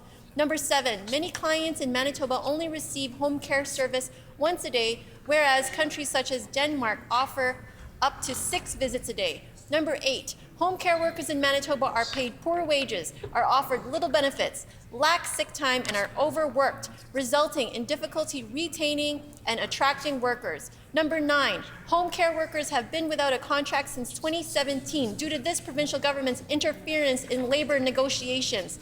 Number 10, investing in home care is a proactive approach that would save the province millions of dollars as well as allow more Manitobans to age in place. We petition the Legislative Assembly of Manitoba as follows: to urge the Minister of Health and the Minister of Seniors and Long-Term Care to immediately increase investment on home care services so that home care workers can be paid a fair wage and clients can receive the level of service they require. This has been signed by Rosalinda Ganeri, Jean Biden, Eden Albagra, and many other Manitobans. The Honourable Member for River Heights. Yeah, Madam Speaker, I wish to present the following petition to the Legislative Assembly. The background to this petition is as follows. A hearing aid is a battery-powered electronic device designed to improve an individual's ability to perceive sound. Worn in behind a person's ear, they make some sounds louder, helping people hear better when it's quiet and when it's noisy. People who suffer hearing loss, whether due to aging, illness, employment, or accident, not only lose the ability to communicate effectively with friends, family, or colleagues, they also can experience unemployment, social isolation, and struggles with mental health. Hearing loss can also impact the safety of an individual. With hearing loss, as it affects the ability to hear cars coming, safety alarms, call 911, etc. A global commission on the state of the research for dementia care and prevention released an updated consensus report in July 2020, identifying 12 key risk factors for dementia and cognitive decline. The strongest risk factor that was indicated was hearing loss. It was calculated that up to 8% of the total number of dementia cases could potentially be avoided with management of hearing loss. Hearing aids are therefore essential to the mental health and well-being of Manitobans, especially to those at significant risk of dementia Alzheimer's, a disorder of the brain affecting cognition in the ever-growing senior population. Audiologists are healthcare professionals who help patients decide which kind of hearing aid will work best for them based on the type of hearing loss, patient's age, and ability to manage small devices, lifestyle, and ability to afford. The cost of hearing aids can be prohibitive to many Manitobans depending on their income and circumstances. Hearing aids cost on average $995 to $4,000 per year, and many professionals say the hearing aids only work at their best for 5 years. Manitoba residents under the age of 18 who require a hearing aid as prescribed by an otolaryngologist or audiologist will receive either an 80% reimbursement from Manitoba Health of a fixed amount for an analog device up to a maximum of $500 per year, or 80% of a fixed amount for a digital or analog programmable device up to a maximum of $1,800. However, this reimbursement is not available to Manitobans who need the device who are over the age of 18, which will result in financial hardship for many young people entering the workforce, students, and families. In addition, seniors representing 14.3% of Manitoba's population are not eligible for reimbursement despite being the group most likely in need of a hearing aid. Most insurance companies only provide a minimal partial cost of a hearing aid, and many Manitobans, especially retired persons, old age pensioners, and other low-income earners, do not have access to health insurance plans. The province of Quebec's Hearing Devices Program covers all costs related to hearing aids and assistive listening devices, including the purchase, repair, and replacement. Alberta offers subsidies to all seniors 65 and over and low-income adults 18 to 64 once every 5 years. New Brunswick provides coverage for the purchase and maintenance not covered by other agencies or private health insurance plans, as well as assistance for those for whom the purchase would cause financial hardship. Manitobans over age 18 are only eligible for support for hearing aids if they're receiving employment and income assistance, and the reimbursement only provides a maximum of $500 a year. We petition the Legislative Assembly of Manitoba as follows. 1. To urge the provincial government to consider hearing loss as a medical treatment under Manitoba Health. And 2. To urge the provincial government to provide income-based coverage for hearing aids to all who need them, as hearing has been proven to be essential to Manitoba's cognitive, mental, and social health and well-being. This is signed by Edgar Baril, Jeanette Demain, Simone Leclerc, and many, many other Manitobans. Thank you. Further petitions?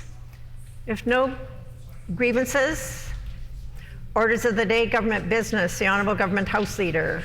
Madam Speaker, before announcing government business, I'd like to announce that in addition to the meetings previously announced, the Standing Committee on Social and Economic Development will meet, if necessary, on Thursday, October 13th, 2022, at 6 p.m. to continue consideration of Bill number 36, the Manitoba Hydro Amendment and Public Utilities Board Amendment Act. It has been announced that in addition to the meetings previously announced, the Standing Committee on Social and Economic Development will meet, if necessary, on Thursday, October 13th, 2022 at 6 p.m. to continue consideration of Bill number 36, the Manitoba Hydro Amendment and Public Utilities Board Amendment Act.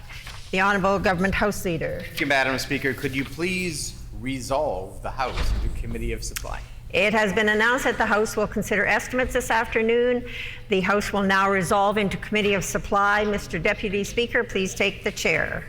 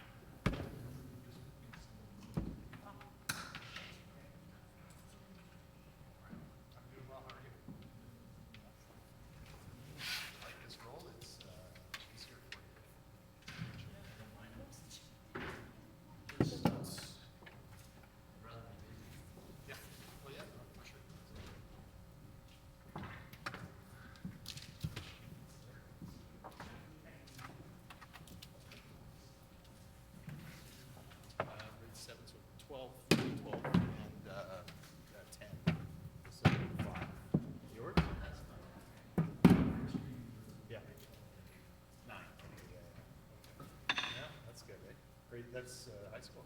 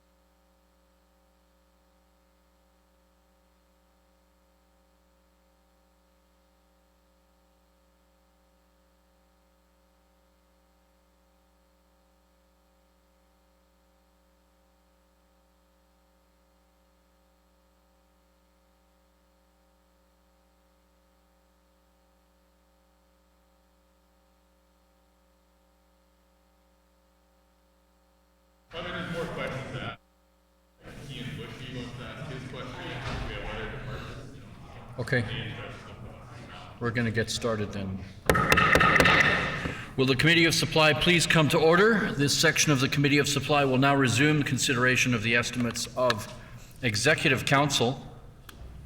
As previously stated, in accordance with Sub-Rule 7716, during the consideration of departmental estimates, questioning for each department shall proceed in a global manner. The floor is now open for questions. The Honourable Leader of the Official Opposition. I would just like to thank the First Minister for her participation in this Committee of Supply for this budgetary process, as well as acknowledging her staff who participated as well, and offer my thanks. And with that, just want to conclude the debate.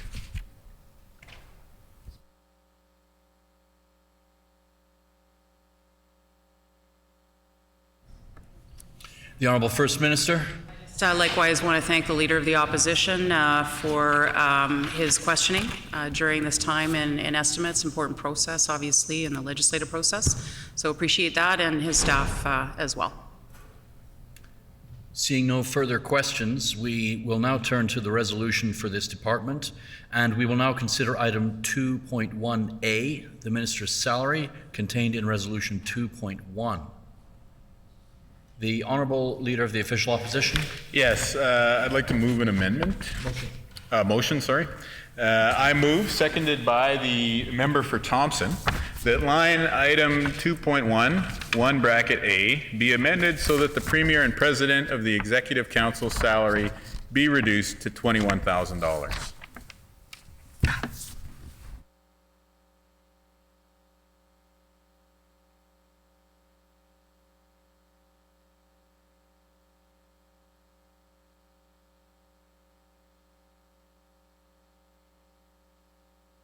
It has been moved by the Honourable Leader of the Official Opposition that line item 2.11A be amended so that the Premier and President of the Executive Council's salary be reduced to $21,000.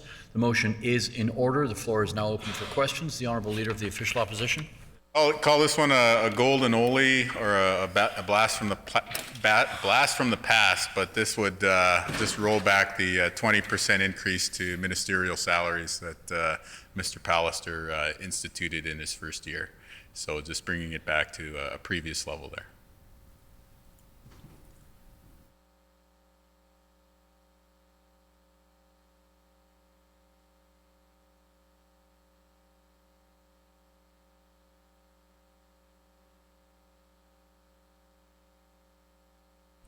Seeing no further questions, the question before the committee is the motion moved by the official leader, the Honourable Official Leader of the Opposition. Is it the pleasure of the committee to adopt the motion? All those in favour say yay. All those opposed say nay. I do believe the nays have it. On division? The Honourable Leader of the Official Opposition. On division. The motion is accordingly defeated. The motion is accordingly defeated on division.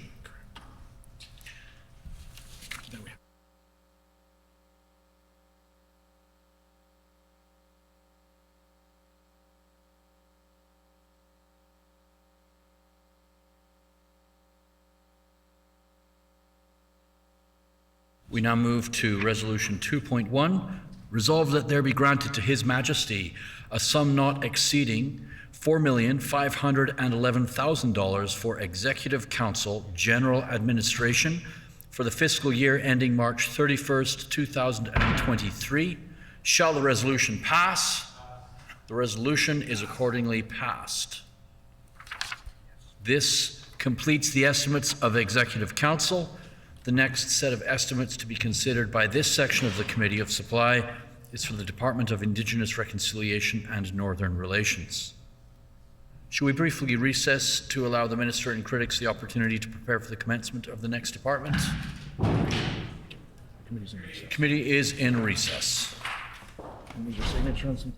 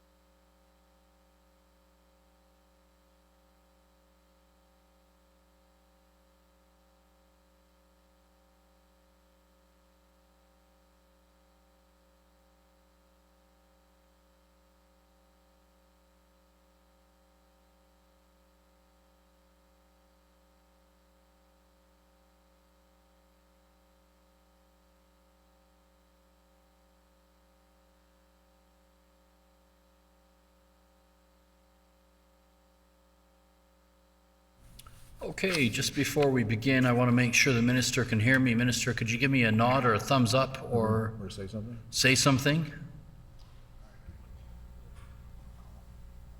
Minister, I cannot hear you.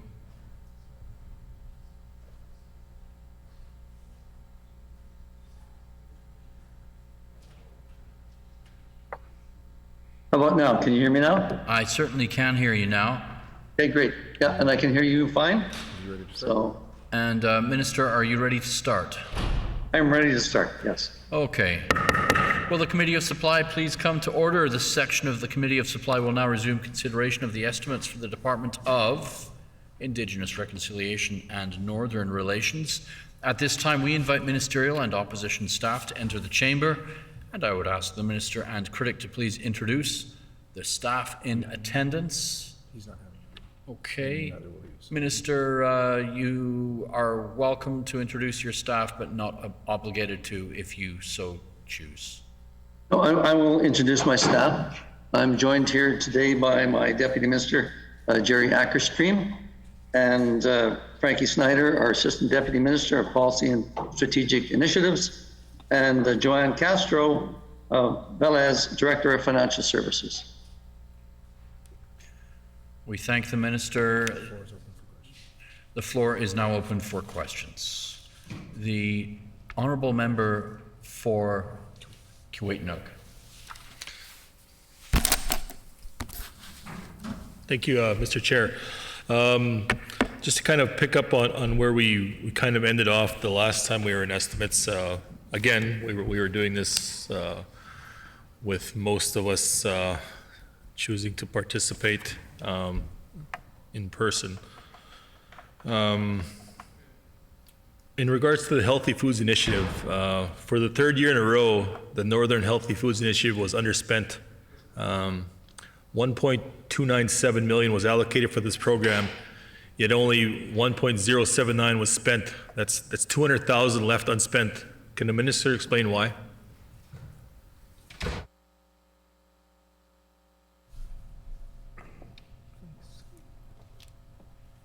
Minister, just give me a wave when you would like to respond.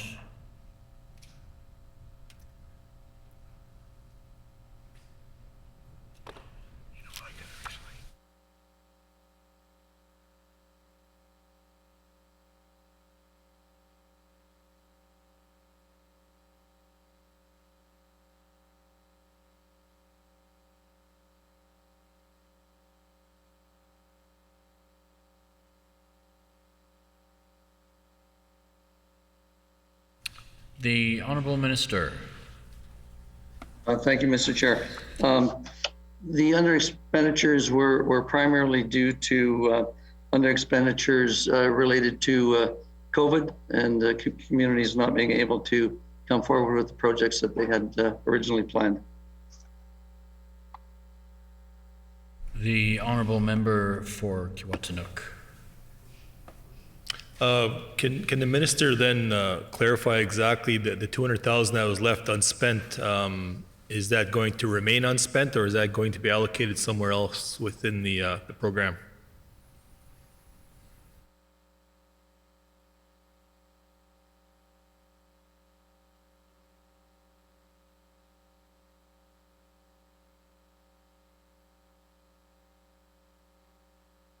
Honourable Minister. Thank you, Mr. Chair. And our target is to make sure that the entire budget is spent this year, so nothing will be left. The Honourable Member for Kiiwetinoong. So which additional programs will that $200,000 be spent on?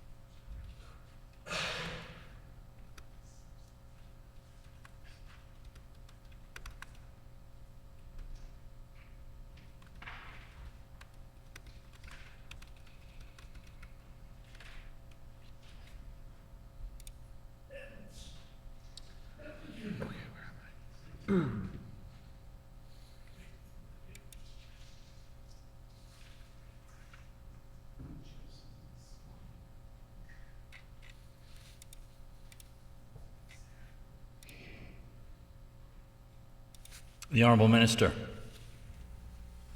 Thank you, Mr. Chair. So the food security projects and programming is delivered by several community-based organizations, including the Bayline Regional Roundtable, Four Arrows Regional Health Authority, Frontier School Division, Food Matters Manitoba, and the Northern Association of Community Councils. Additionally, the program supports initiatives through partnerships with the Northern Manitoba Food, Culture, and Community Collaborative and the Child Nutrition Council of Manitoba. The initiatives target communities in more than 80% of the province, including First Nations, Indigenous reconciliation and Northern relations communities, and Northern municipalities.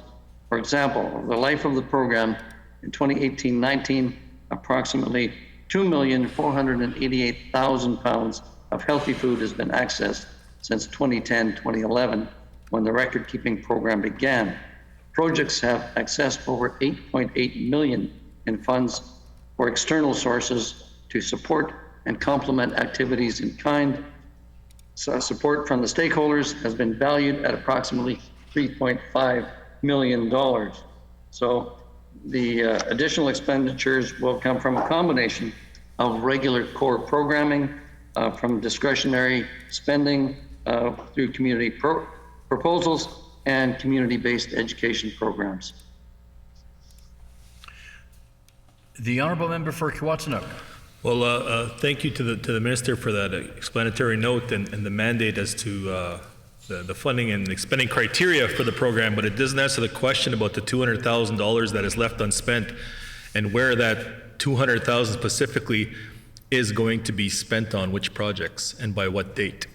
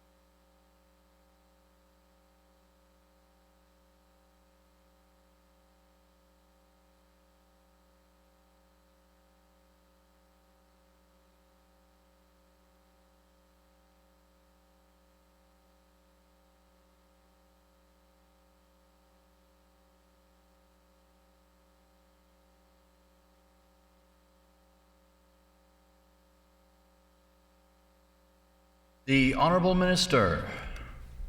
Thank you, Mr. Chair. And just to answer the question, we'll allocate the dollars on an as-needed basis through community requests moving forward. And we continue to work with all of the communities at the grassroots level to try and meet their needs. The anticipated expenditures, we continue to use the existing criteria that are already in place to meet these community needs. The Honourable Member for Kiwatinook. Thank you, Mr. Chair. Last week here in the chamber, we had Bill 200, the Orange Shirt Day Statutory Holiday Act, before the chamber, and it was voted down by the government, including by the Minister of Indigenous Reconciliation, Northern Relations, standing also in, to be clear, standing in his orange shirt to vote against that piece of legislation to make that a statutory holiday. Can the minister explain why he voted against making Orange Shirt Day a statutory holiday?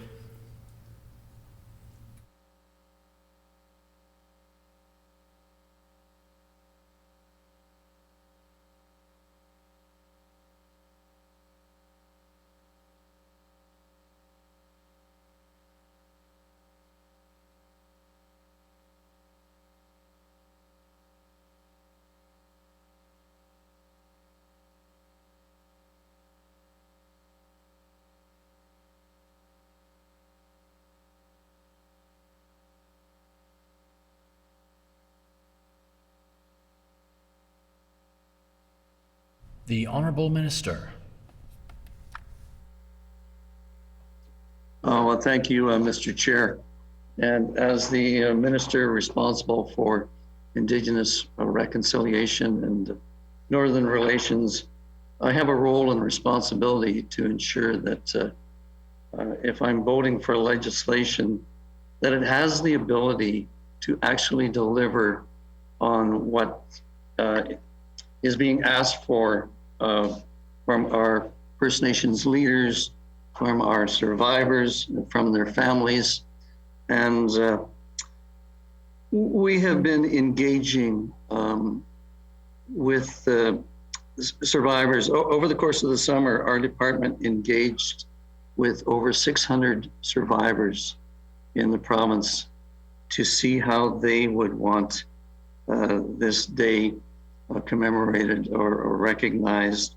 We've had ongoing meetings with Grand Chiefs, with First Nations leaders. We continue to reach out to families. Even the week that the bill was here, the day before the bill was to be voted on, we had several meetings set up for that day. And through the extensive consultation, we learned that that extensive consultation did not occur with the opposition party. And the bill as presented would have presented a day that would be seen as a statutory holiday only. And that is not the intent of the day. In discussions with all of the leadership and the survivors that we met with, the intent of the day is more of a day of education, a day of engagement, of listening, of learning, of reflecting, and having a day that is distinction-based to be able to recognize and commemorate those that were lost in residential schools. The Honourable Member for Kiwatanuk. So if I'm hearing the minister correctly, then in the discussions and the consultations that he had in that time, then the survivors, the leaders, the community members, the grassroots members, they in fact voiced their concerns to you that it should not then be a statutory holiday?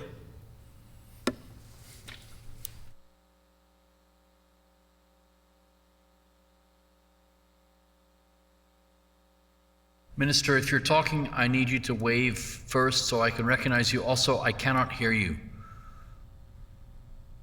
Honourable Minister, go ahead. Okay, can you hear me now? Yes, I can. Please go ahead. Okay. Thank you, Mr. Chair. So yes, that came across loud and clear that they didn't want the day to be recognized as a statutory holiday. Even I was shocked. You know, we had a very, very busy day on the 30th. Attended many events throughout the city here, and the following day I went out to close our cabin down. And when I got there, I was surprised and very disappointed to see the number of people that were out at the lake at their cottages. And when I asked them how they had spent September 30th, they told me that they came out on the 29th out to the cottages because it was a long weekend for them. And for survivors and family, this is a somber day, and it should be a day of reflection. And as I said, a day of education and learning, a day where Indigenous and non-Indigenous people get together and sit down and talk about the impacts of the residential school system, where they talk about the children that were lost in these schools, where we talk about the ongoing effects of the residential school system. And we listen and learn to each other. And, you know, we suggested that the day should be a day where the survivors, where First Nation individuals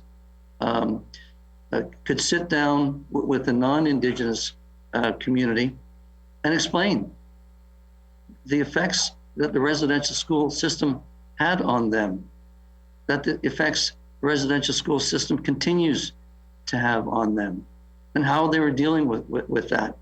And you know, just what's it like to grow, or what has it been like to grow up being Indigenous, and have the non-Indigenous community engage and say, I understand, I get what you're saying. So that's why it's important that we focus on the day of education moving forward, and not focus on the point that a statutory holiday would be seen more as a general holiday for the public, where it's a day off. I can sleep in. I don't have anything I have to do today. I don't have to report to work. The Honourable Member for Kiiwetinoong. Thank you, Mr. Chair. So for the record, I'd like to reiterate the Minister's comments where he mentioned that he had clearly heard that Indigenous community members did not want to see this as a statutory holiday, and he says he clearly heard that in his discussions, which I would dispute. And at the same time, the Minister mentioned his disappointment in going out to the lake and seeing a number of people out there closing the cabins, but at the same time, Mr. Minister, you were also at the lake. So that's a little disheartening for you to be able to call out people in that regard when you yourself are doing that also. And I would respectfully dispute the fact that you heard loud and clear that it should not be a holiday.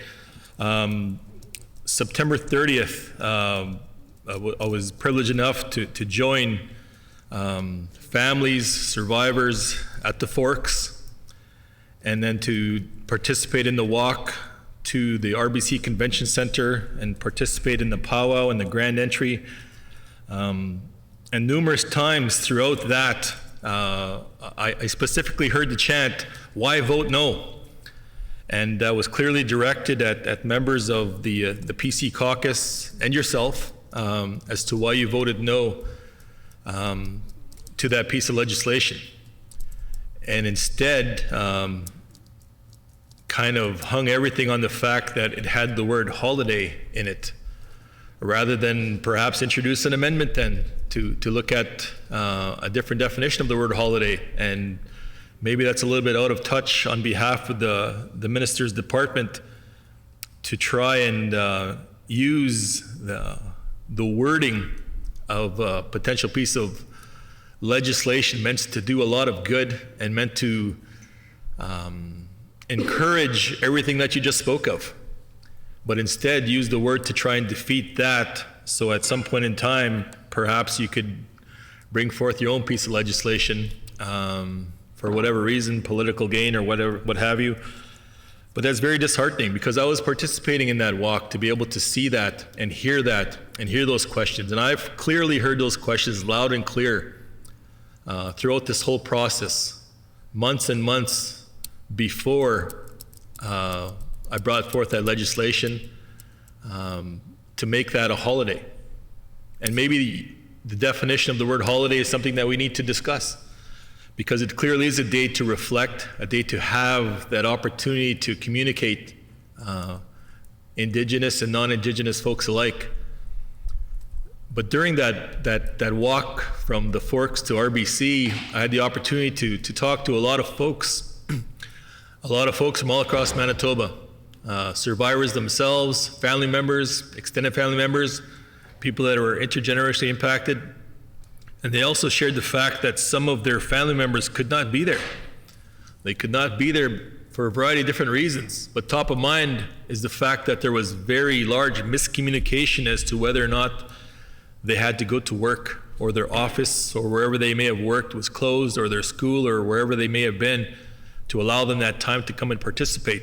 So there was lots that still missed out. And they missed out because of that kind of miscommunication as to what the importance of that day is. And that clearly could have been communicated by the government voting yes in favor of making that a statutory holiday, so that everybody across the province would have been able to participate wherever they may have been. Not necessarily at the Forks or at the RBC Convention Center, but even in their own communities. And that was very disheartening to hear that. Stand up in their orange shirts and vote no. Vote no, saying you don't have that opportunity to talk. You don't have that opportunity to communicate. You don't have that opportunity to be with your family members, which is everything that residential school took away. Took away that ability to be at home with your own children even. And a lot of people didn't have that opportunity because of Orange Shirt Day by this government was just another day to them. So does the minister then, is he saying then that Orange Shirt Day should not be a statutory holiday here in Manitoba?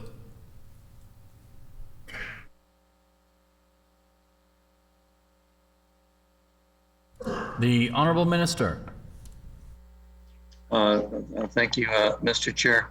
And just to set the record straight, I think it's important that the member opposite realize that facts are the key to understanding, and sharing and promoting misinformation is a disservice to all Manitobans, in my opinion. He states that we are out of touch with what's going on, when in fact, we have done in-depth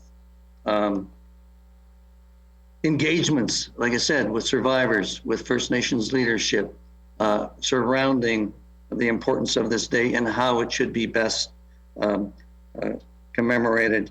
And we continue to have those ongoing discussions with leadership about this very important day.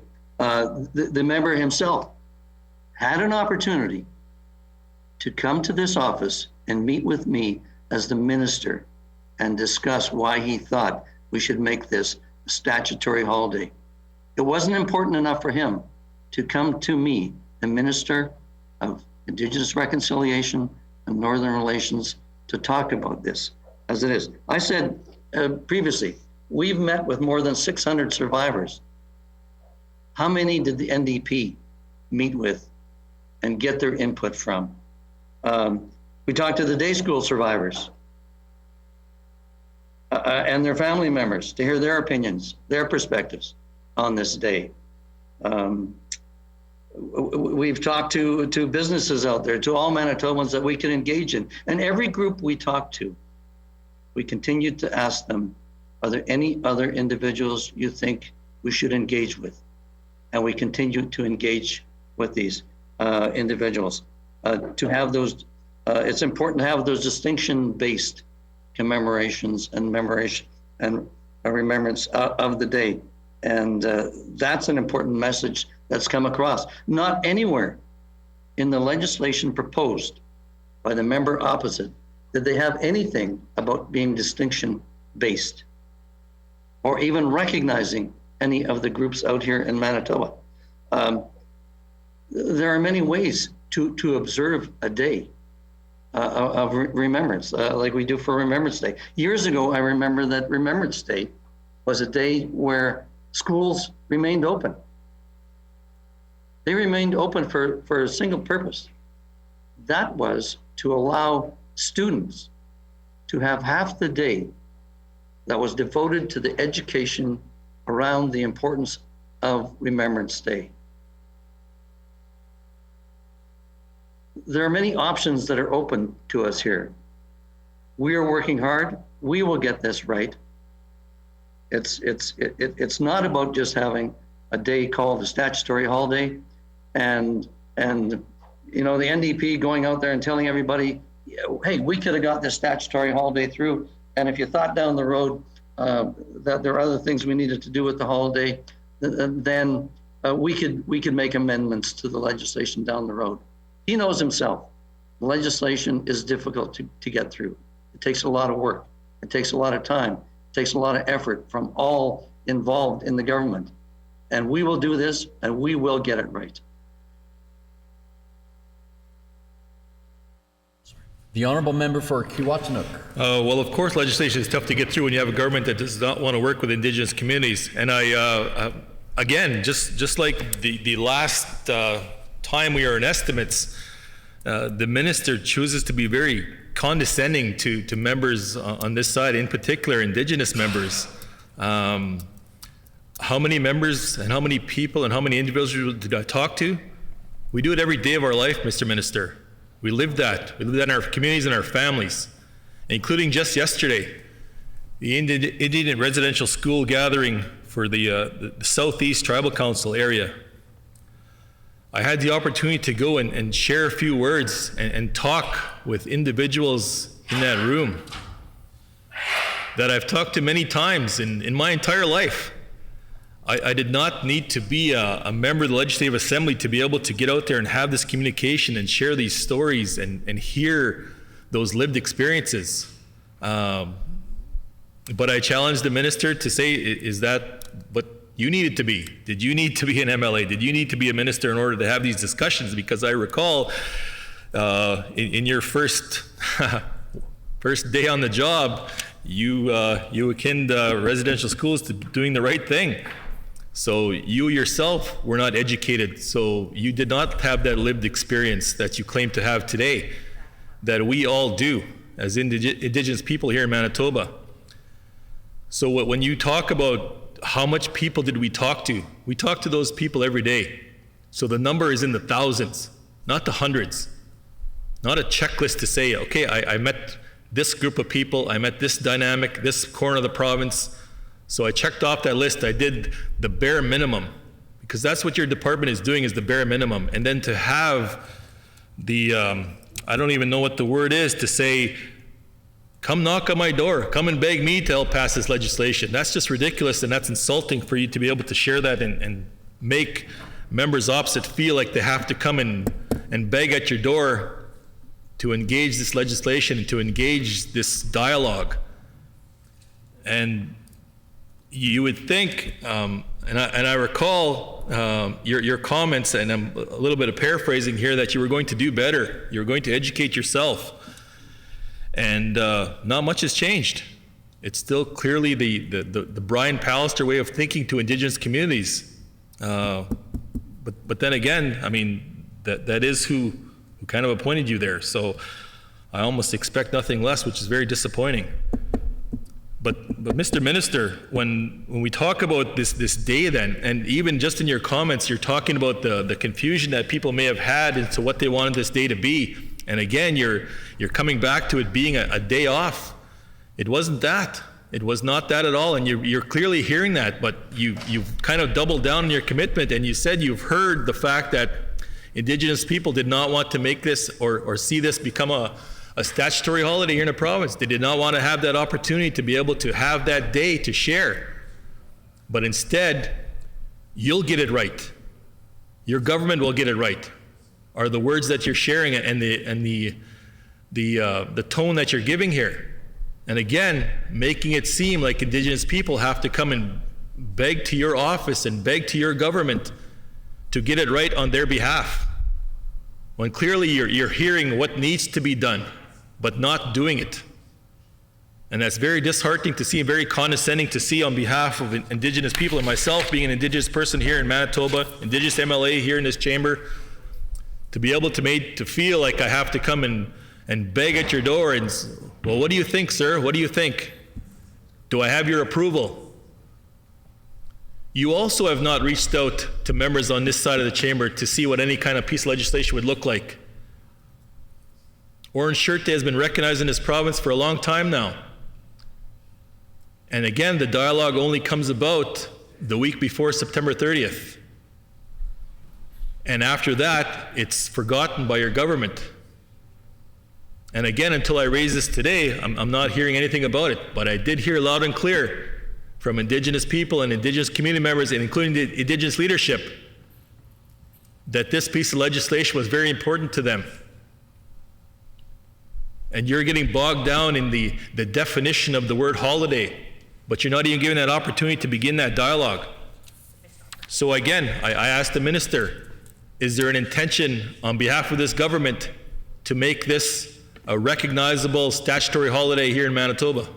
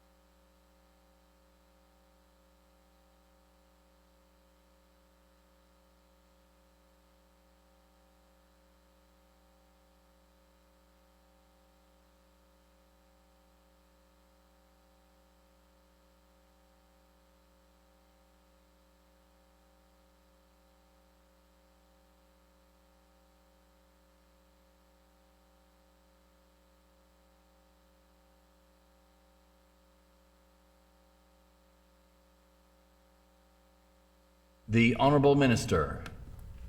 Well, thank you, Mr. Chair, and just with respect to some of the comments made by the member opposite, I'm very disappointed in the comments that he's made, especially regarding the hard work and dedication of the staff in this department who have gone above and beyond to engage, like I said, with survivors, with family members, with communities, with First Nations leaders.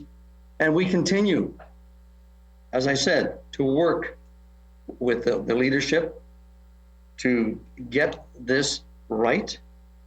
We want to have legislation that reflects exactly what we have heard. And tell you the truth, the day before your bill came to the House, we had a Grand Chief in this office who told us to take it slow, to get this right. The day before your bill came for a vote. So obviously there's some miscommunication there between yourself and the community out there. If you're saying that, everybody out there was on board with your bill. Obviously when they're in the office talking to us, they certainly weren't. And the member opposite seems to forget that I'm also an Indigenous man. I'm very proud, Métis, member of the Anishinaabe community. My father was a day school survivor. I know what it's like growing up, experiencing the effects of a father that went through day school. It was tough. And I know what it's like to be second generation. I know what it's like to reach out to the Métis and get their response to this legislation and their concerns. Reaching out to the Inuit in Manitoba and talking about their concerns. We are committed to consultation. We're not committed to pushing something forward. And we would welcome the member to come to this office and tell me what his feedback has been from the people that engaged with around the importance of this day and what they want to see and what he heard. We will welcome that. Well, we continue to work on this and we will get it right. Thank you. Just before we proceed, I do need to remind those in debate that all comments need to be made through the chair and not directed to each other. So this is a friendly reminder. If it does happen again, I may interrupt, but I'm sure that won't be the case given this polite reminder that we do that, please. So if you could just relay your comments through myself, the chair, that would be in keeping with parliamentary procedure as adopted by this House. The Honourable Member for Kiiwetinoong. Thank you, Mr. Chair, for your direction on that matter. And thank you to the Minister for the invitation to come into your office and do your job for you. I'm sure that'll come in due course. I'd like a couple questions on Peguis flooding. Peguis First Nation waited all summer to hear if this government would help build long-term flood prevention infrastructure, yet they heard little to nothing. They experienced some of the worst flooding on record last year, and they're worried it will happen again. Does the minister know if any actions are being taken to help build long-term flood prevention infrastructure for Peguis?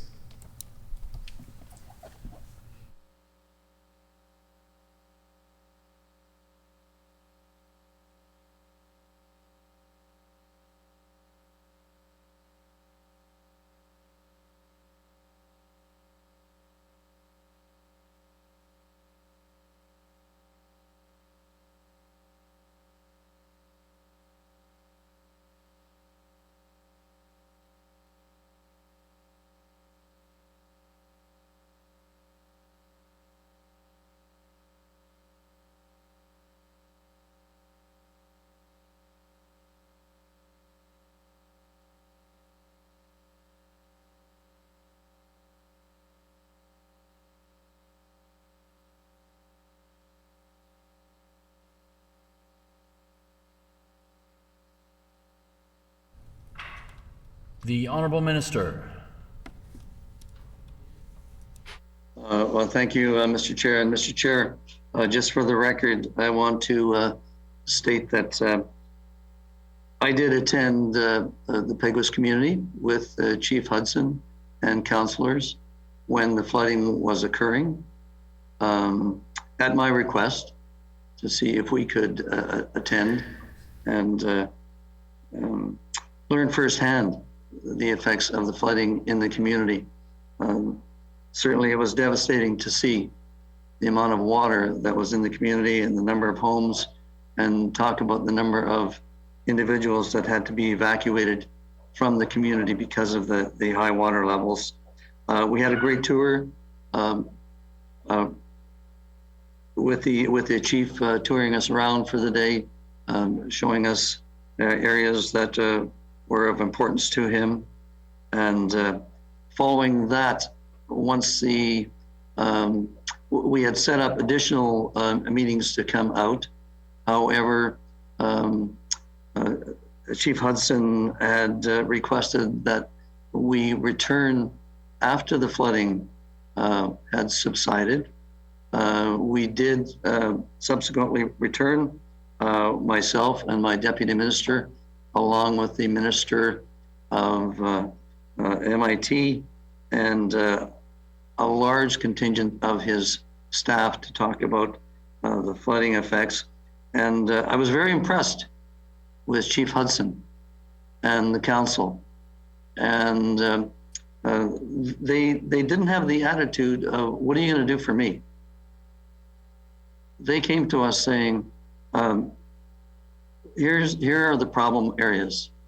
Here are the areas that, the different options that we think might help to mitigate flooding in our community and the surrounding area. And my colleague, the Minister of MIT, is leading the consultation on this and is working with the Peguis community, along with the federal government, to come up with solutions, long-term solutions to the flooding in the area.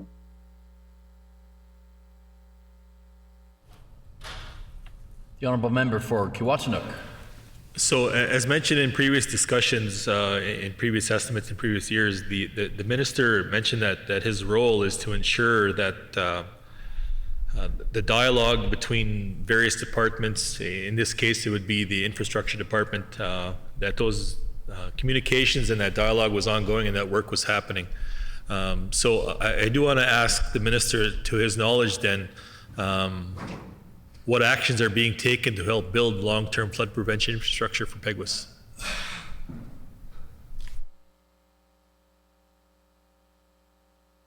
The Honourable Minister.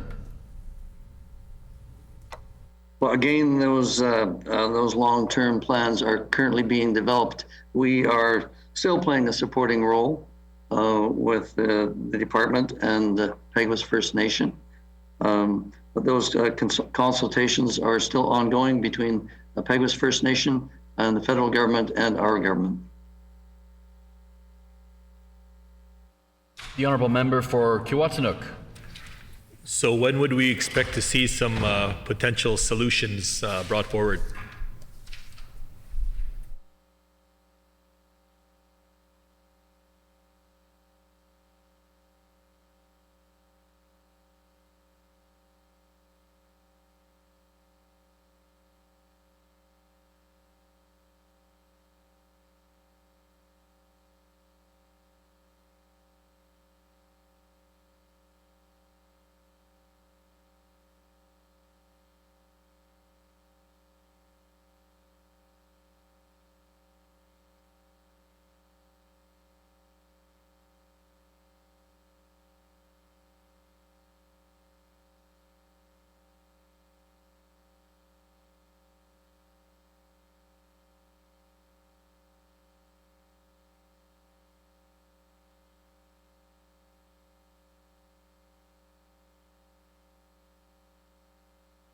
The Honourable Minister.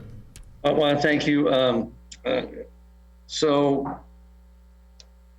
Indigenous Services Canada and Peguis are co-chairing the flood mitigation plans, and there was a meeting set up to talk about this, but it so happened that the Queen passed away and the meetings were canceled, and we are currently waiting to hear when they would like to set up another meeting. And we continue to look forward to work with Peguis in a collaborative and long-term, to find collaborative and long-term solutions to their flooding. The Honourable Member for Kiiwetinoong. So has the Minister's Department allocated any funds to this consultation process, and specifically to Peguis?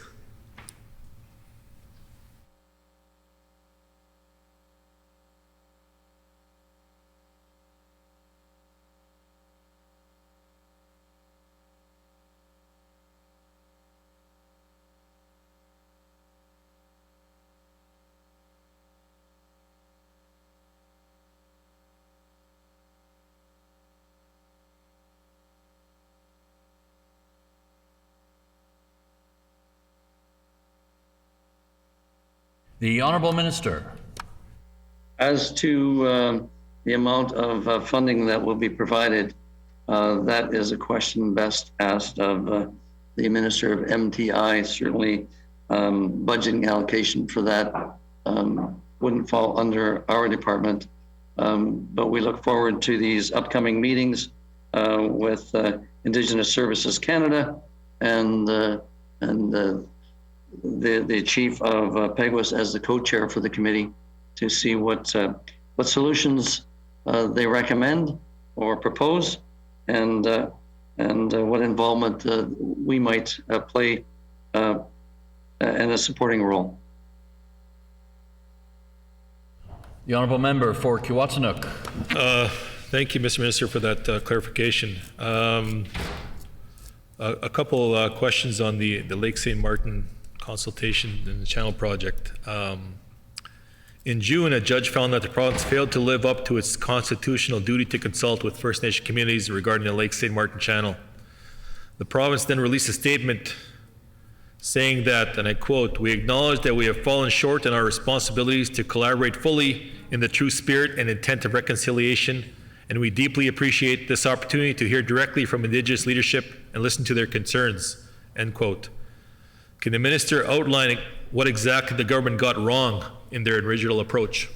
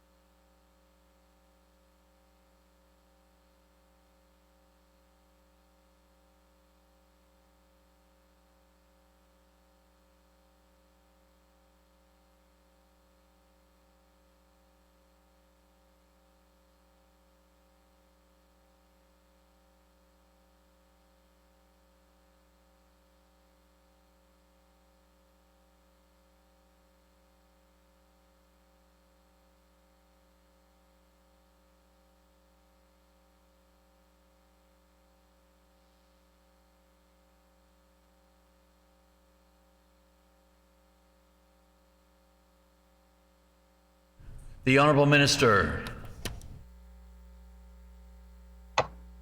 Thank you, Mr. Chair. And the question involves a fairly complex legal matter that I am not qualified to comment on. We do have limitations, and MIT was leading the discussions here. Our role has been to bolster relationships following these decisions.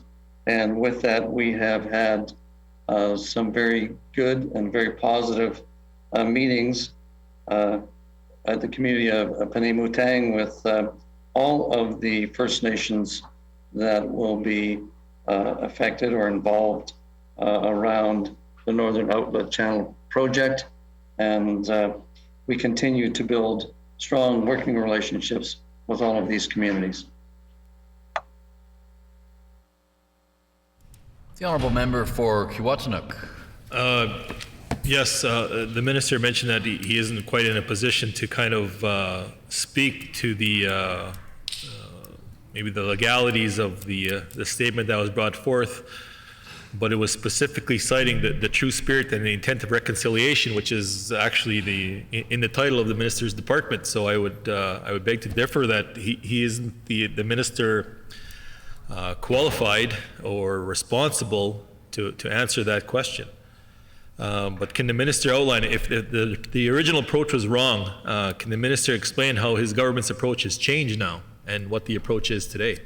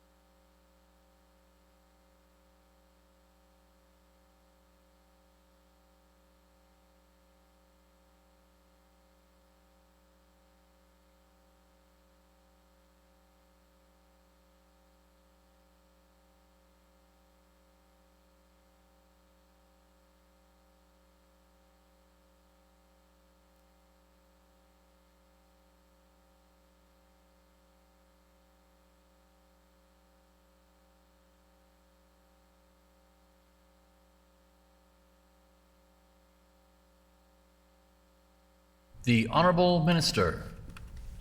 Well, I thank the honorable member for his legal advice.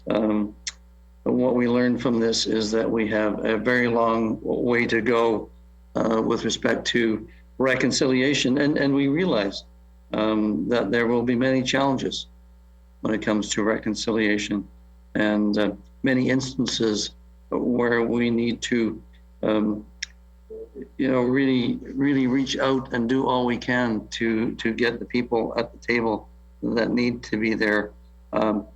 Since these judgments, we have had several meetings with the First Nations involved, and we continue to build stronger relationships.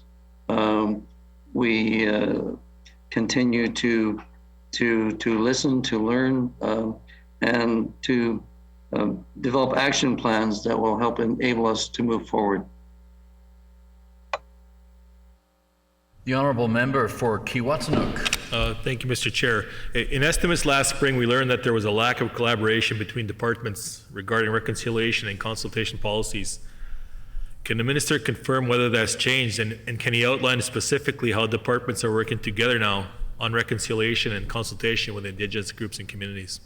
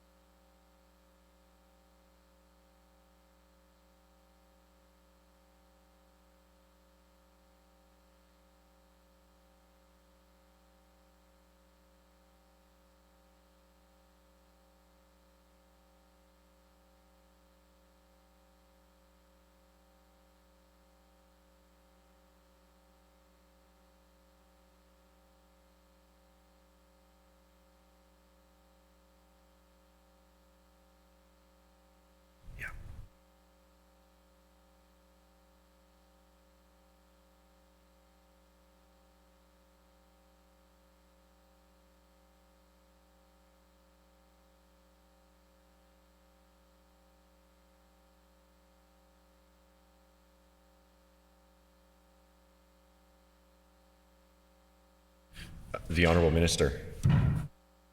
Thank you, Mr. Chair, and in response to that question, our government has taken a new approach to engagements across government. We have a new ADM who is able to work across all government departments when it comes to reconciliation and consultation. We have when First Nations reach out to us to engage on a specific topic, we reach out and try and determine all of the areas of government that may be involved with respect to their concern. And when we engage them in meetings at the legislature or wherever they choose to have these meetings, we try to ensure that we have representation from as many departments that overlap their concern as we can, so we can have a more reconciliation that's more responsive from all departments in an all-at-once approach. And it's getting a huge response from Indigenous First Nations leaders across the province here. We're hearing that our government is setting the new standard for consultation and for engagement, something that First Nations and Indigenous communities and groups haven't seen for over 20 years, they tell us. They feel like they have the ability now to reach out, and they're not afraid to pick up the phone and feel that, hey, this is going to go nowhere. There's a government that won't listen to us. I remember when I was first appointed minister and I started going out to First Nations communities, and some of them were shocked to see that the Minister of Indigenous Reconciliation and Northern Relations would actually take the time to visit their communities. Something they said that never happened in over 17 years with the NDP. They told me that whenever they engaged, they felt like all it was a meeting that would fall on deaf ears. And they're very pleased now to see that there's an opportunity, a government that's here willing to listen, willing to learn, willing to make plans to move forward and action their concerns. And I'm very proud of that. And I think everybody in our department should be very, very proud of the progress that's being made by this government and the very positive comments that are coming back to our department from all Indigenous leaders and communities. The member for Keewatin. Thank you, Mr. Chair, and thank the minister for patting himself on the back. So speaking about the extensive consultation and reconciliation work that the minister speaks about doing in his term as minister, but yet this year's annual report shows that consultation and reconciliation was underspent by 42% or almost $1 million. Can the minister explain why this is the case?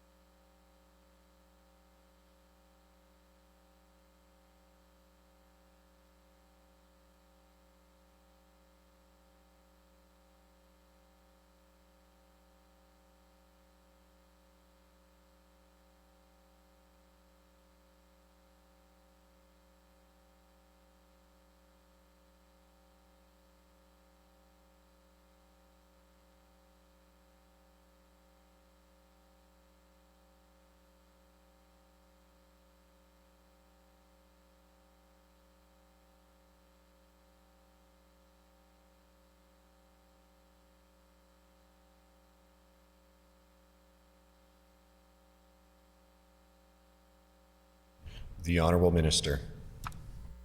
Thank you, Mr. Chair. I don't know if the member opposite realizes or was aware. The last couple of years, we have been dealing with a global pandemic, specifically COVID, which is caused by a coronavirus, which happened to limit the amount of travel, and not only to northern communities where, of course, First Nations were trying to protect their membership from outside individuals. With the lack of traveling, of course, you don't have the need for accommodation. You don't have the need for meals. But as soon as the pandemic hit, we knew it was important to continue our engagements. So we looked for alternatives that were out there that would still allow us to engage with communities, and actually the ability of Teams meetings, of Zoom meetings, has allowed for very broad-based consultation meetings. You're, in a Zoom meeting, you're able to engage with First Nations leaderships from many communities without having to travel to the community, and you can engage in many areas of Manitoba all at once. So there were savings on that end, but certainly the amount, the extent, and intensity of the meetings certainly didn't suffer because of the pandemic. This government department pivoted, it found ways and continued to meet its obligations for consultation and meetings. The member for Keewatin. Thank you, Mr. Chair. So I'm a little bit confused with the contradiction from the minister then. In the previous answer, he just talked about how he was hearing loud and clear how great it was to see him out in the community. And then when I questioned why he was underspending his consultation and his reconciliation budget, he blamed the pandemic for not being able to go out there and see the community. So it's either one or the other. But again, almost $1 million in this year's annual report was underspent on consultation reconciliation. Prior to that, $500,000. So that's almost $1.5 million over the 2 years. And while, of course, we're all very cognizant about the fact there was a global pandemic, and you've used that many, many times as reasons for not reaching out and communicating with communities. But at the same time, you're also claiming that you are. So again, can the minister then commit then, so the 1.5 million over the last 2 years, can the minister commit to not underspending on reconciliation and consultation in this next year?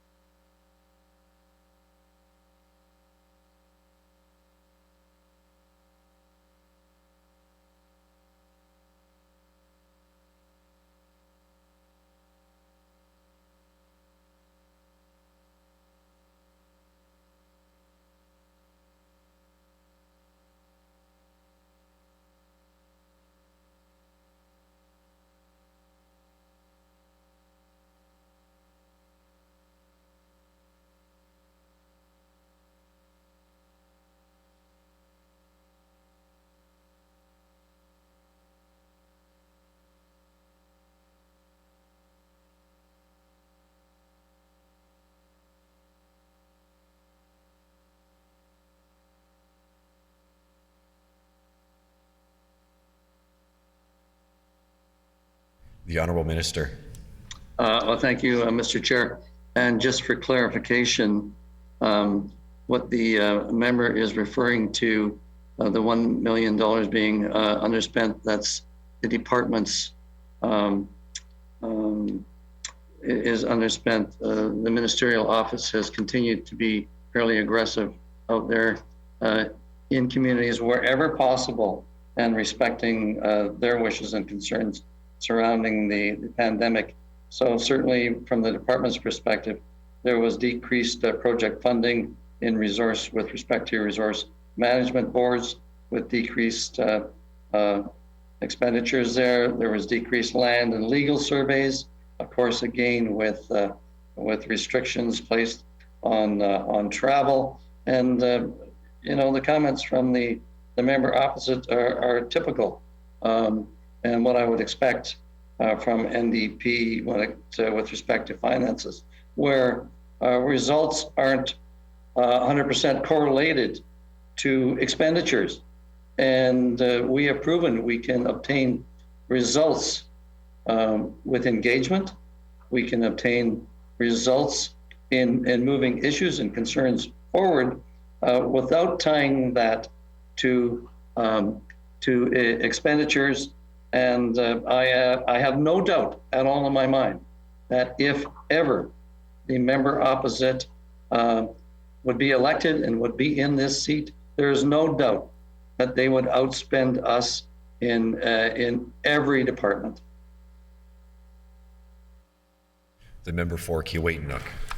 So just to be clear, the minister has continuously talked about how much there is the need for reconciliation and consultation with Indigenous communities, yet 42% underspent that specific line item in his department. And then talks about getting results, but at the same time talked about how much work needs to be done and is underspending the one main priority that his department may have. A further question to the channel project is the announcement of the development of the Environmental Advisory Committee and the $3.1 million that was announced for that committee. Just wondering if the minister can then share what the mandate of that committee will be.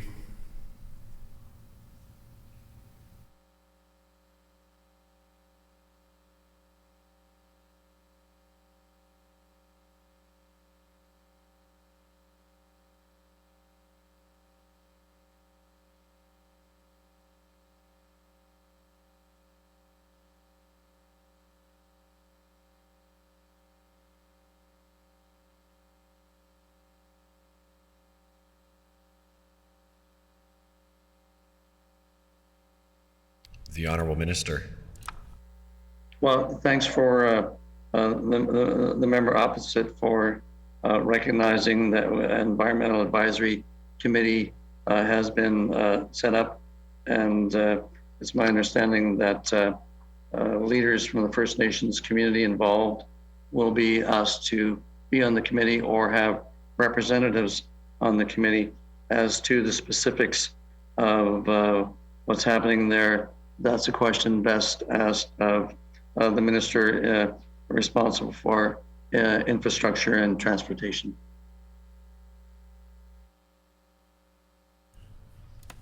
The honourable member for Keewatin.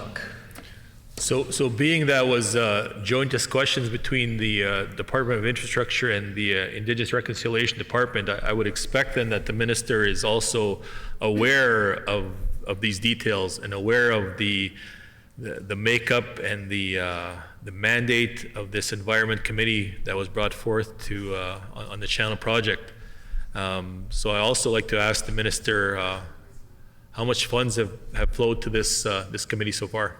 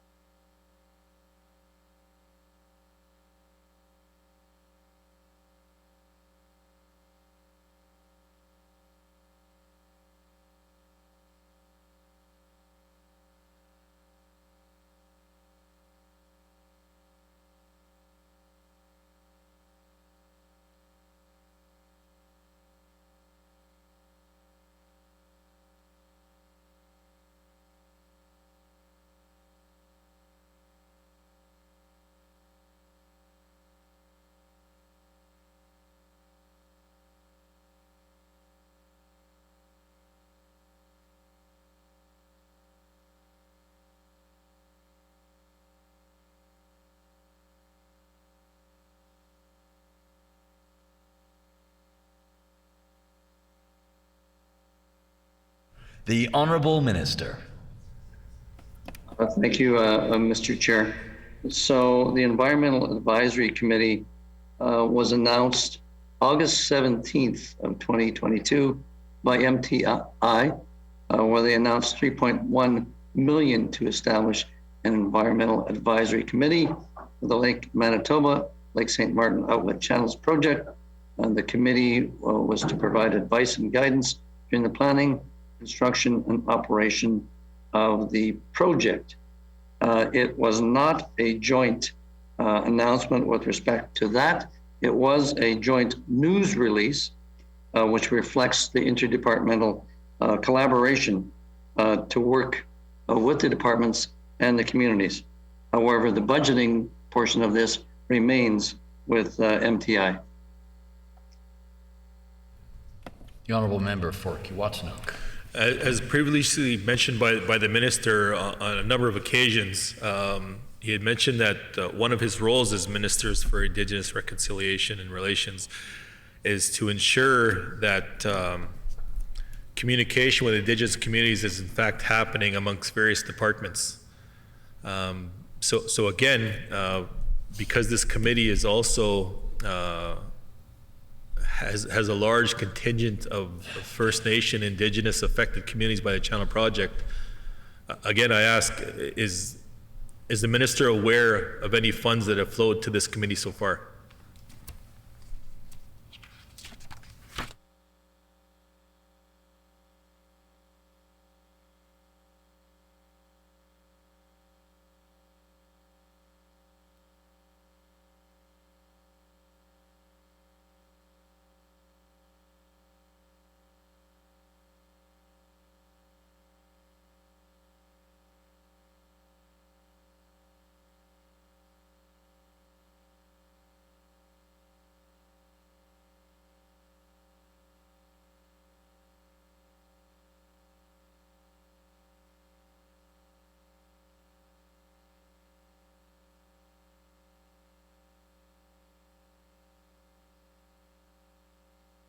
The Honourable Minister. Thank you, Mr. Chair. So we are aware of the fact that the committee has met, and we have been there in a supportive capacity. But with respect to the specific expenditures, that question would have to be asked by MTI. The Honourable Member for Kiwatanook. So again, in keeping with the thinking that the Minister's Department is to ensure that discussions are happening between various departments and First Nation Indigenous communities, can the Minister then tell us what the timeline is for this Environment Committee's recommendations?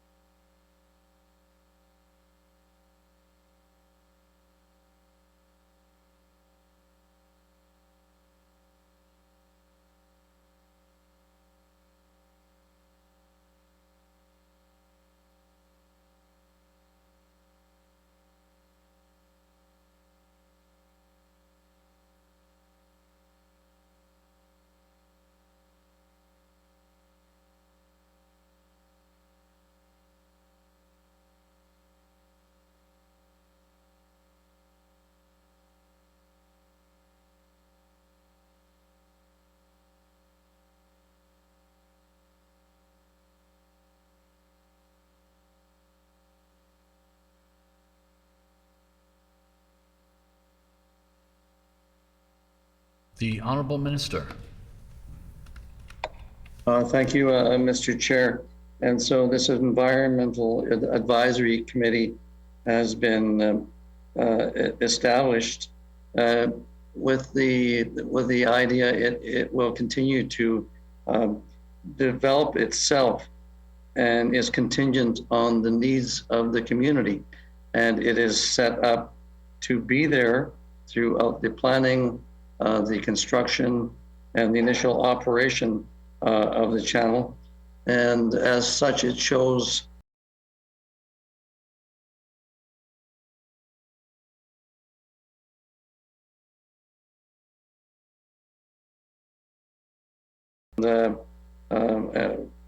sensitive to the needs of the community throughout the entire process. The honourable member for Kiwatsinuk.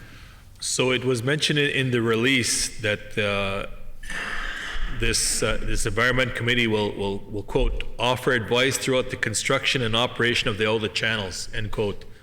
But it does not say prior to any kind of construction taking place. So can the minister clarify that the environment committee's recommendations will also be made prior to construction?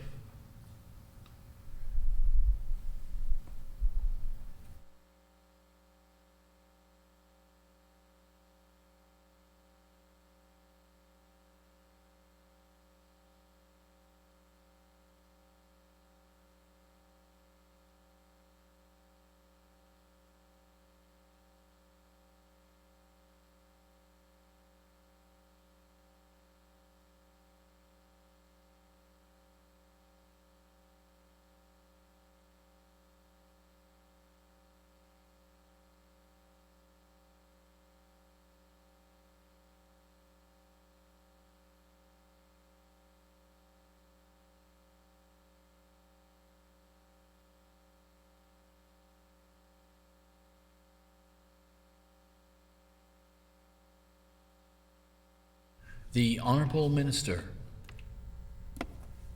Thank you, Mr. Chair. And with the greatest respect to the member opposite, the level of detail that he's requesting from us is outside the scope of this department. That level of detail is best directed to MTI and the minister responsible for that department.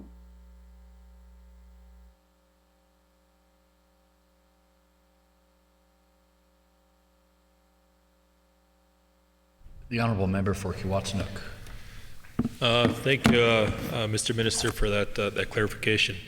I have a couple of questions on the search for residential unmarked graves.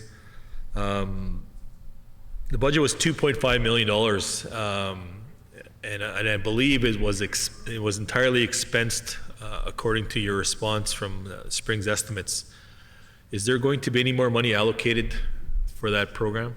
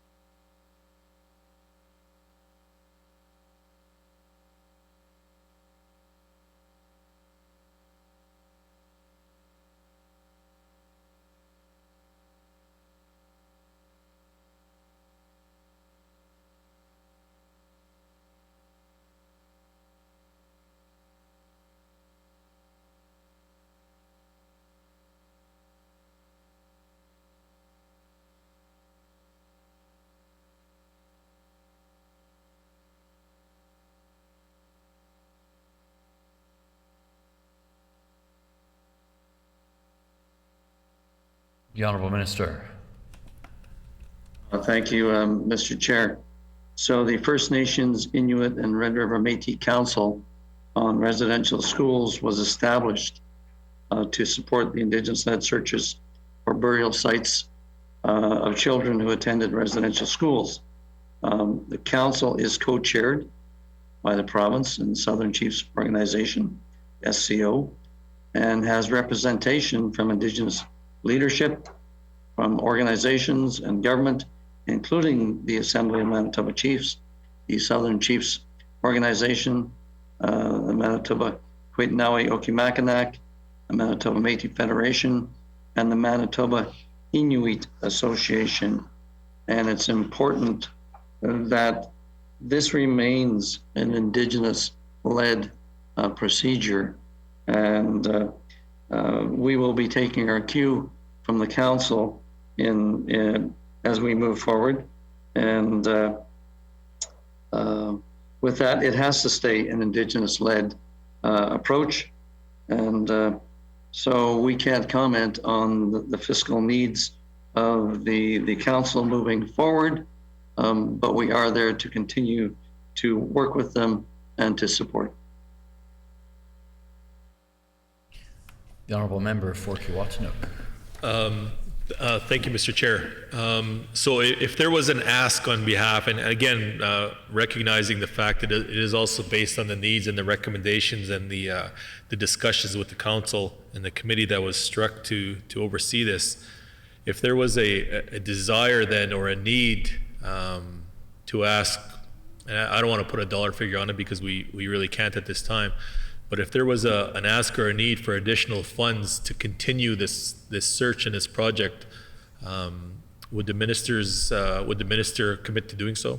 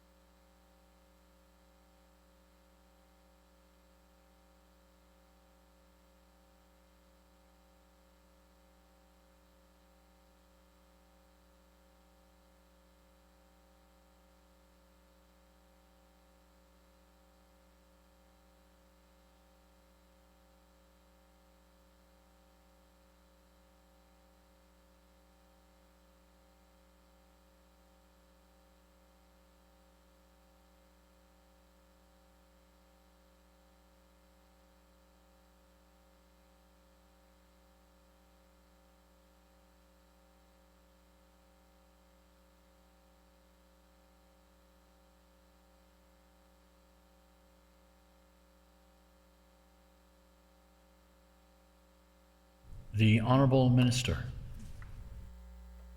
Well, thank you, Mr. Chair. As we stated already, that with the discovery of the unmarked graves at the Indian residential schools, it was very important for us as a government to understand the role that we should play.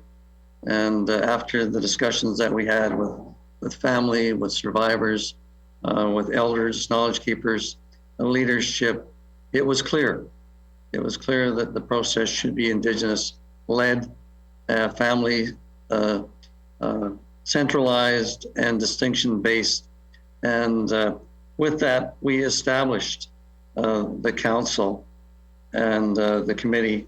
And so moving forward, it would be the committee who would decide any future needs that they might have. They would bring those needs forward to the government. And as in any other request for funding, that request would need to be forwarded to Treasury Board for consideration and approval. But in the process, we continue to work with all levels of government to ensure that Indian residential schools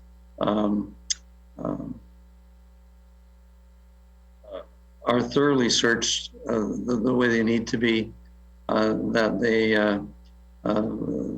we help follow the lead taken by our Indigenous leaders, and the communities need to know that they are well supported by us as a government, and we, like I said, we will continue to work with them and all levels of government as needed. The honourable member for Kiiwetinoong. Thank you for that clarification, Mr. Minister, and absolutely agree that the needs of the communities and the committee are what need to drive the potential need for additional resources, which I'm sure at some point in time they would require, and I'm hoping that your department via Treasury Board actually support that when that comes to be. On the other topic of residential school grave sites, in regards to the Sioux Valley Dakota Nation and the Brandon Indian Residential School Cemetery, can the minister explain how his department is involved in that situation?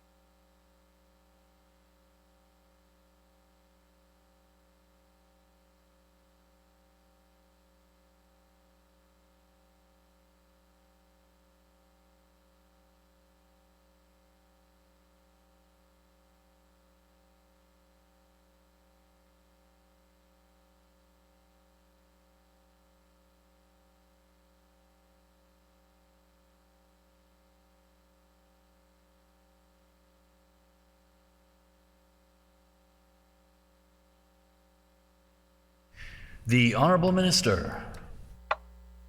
Thank you, Mr. Chair. So we were originally notified but the landowner was not allowing access to the land for search. So we're working with the landowner, with Sioux Valley and all other stakeholders, including members of the council, the city of Brandon, and the federal government to help facilitate hopefully a solution. We continue to provide support to all those stakeholders involved, and we want to make sure that the approach is respectful to the survivors and to those interned at the burial sites. The Honourable Member for Kiiwetinoong. Thank you, Mr. Chair. To be more specific, a meeting took place in the third week of September with the landowner and the province, and it was decided at that time that a survey could proceed the week of October the 3rd. However, on September the 29th, a day before Orange Shirt Day and Truth and Reconciliation Day, I might point out, Sioux Valley Dakota Nation was informed by provincial representatives that they were going to be denied access to the site to complete the survey. That doesn't really sound like working in collaboration, so can the minister then clarify why his department was the ones that informed, or the provincial representatives are the ones that intervened to deny access?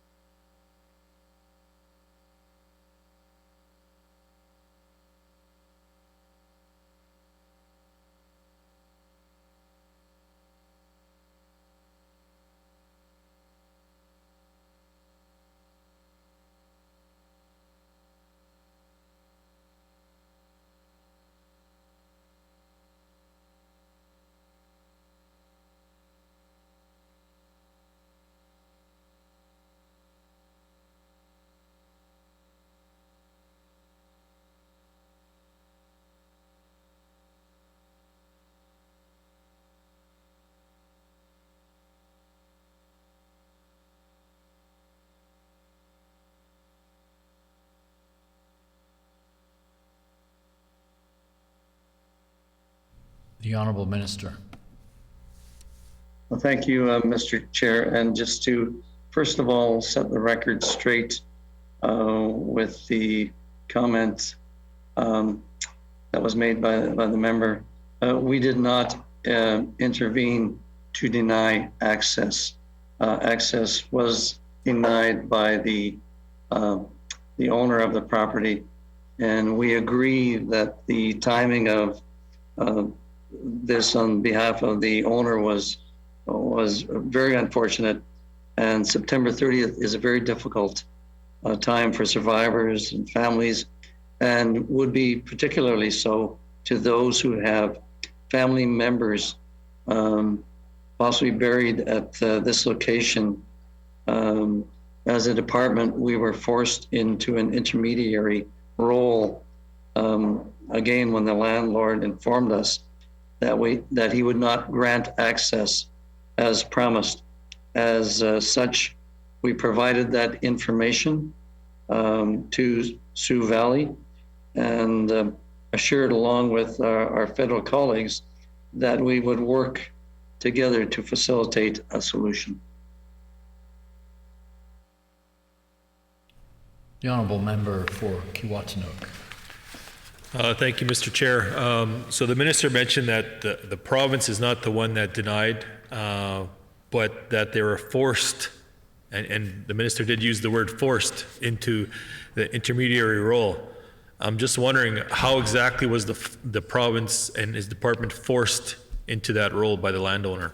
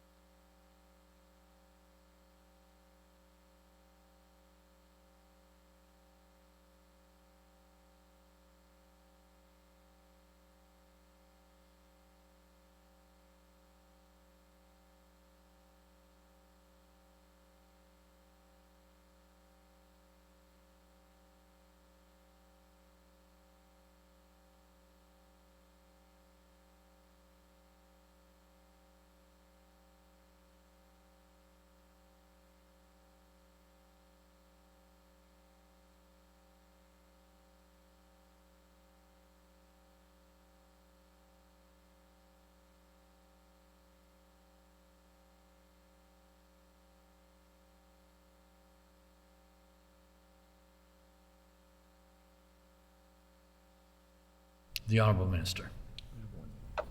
Thank you, Mr. Chair. And we, by forced, I mean we were forced by the sensitivity of this situation. Our department had brokered an agreement with Sioux Valley's archaeologists and the landowner to allow access to the property to perform the searches on that specific date. It was the landlord who relayed his denial to allow access to his property on that evening, and he would not relay that message himself to Sioux Valley. And out of respect for our relationship that we have with Sioux Valley on this matter, we wanted to ensure that we made contact. And order, please. The hour being 5 p.m. Committee rise. Call on the Speaker.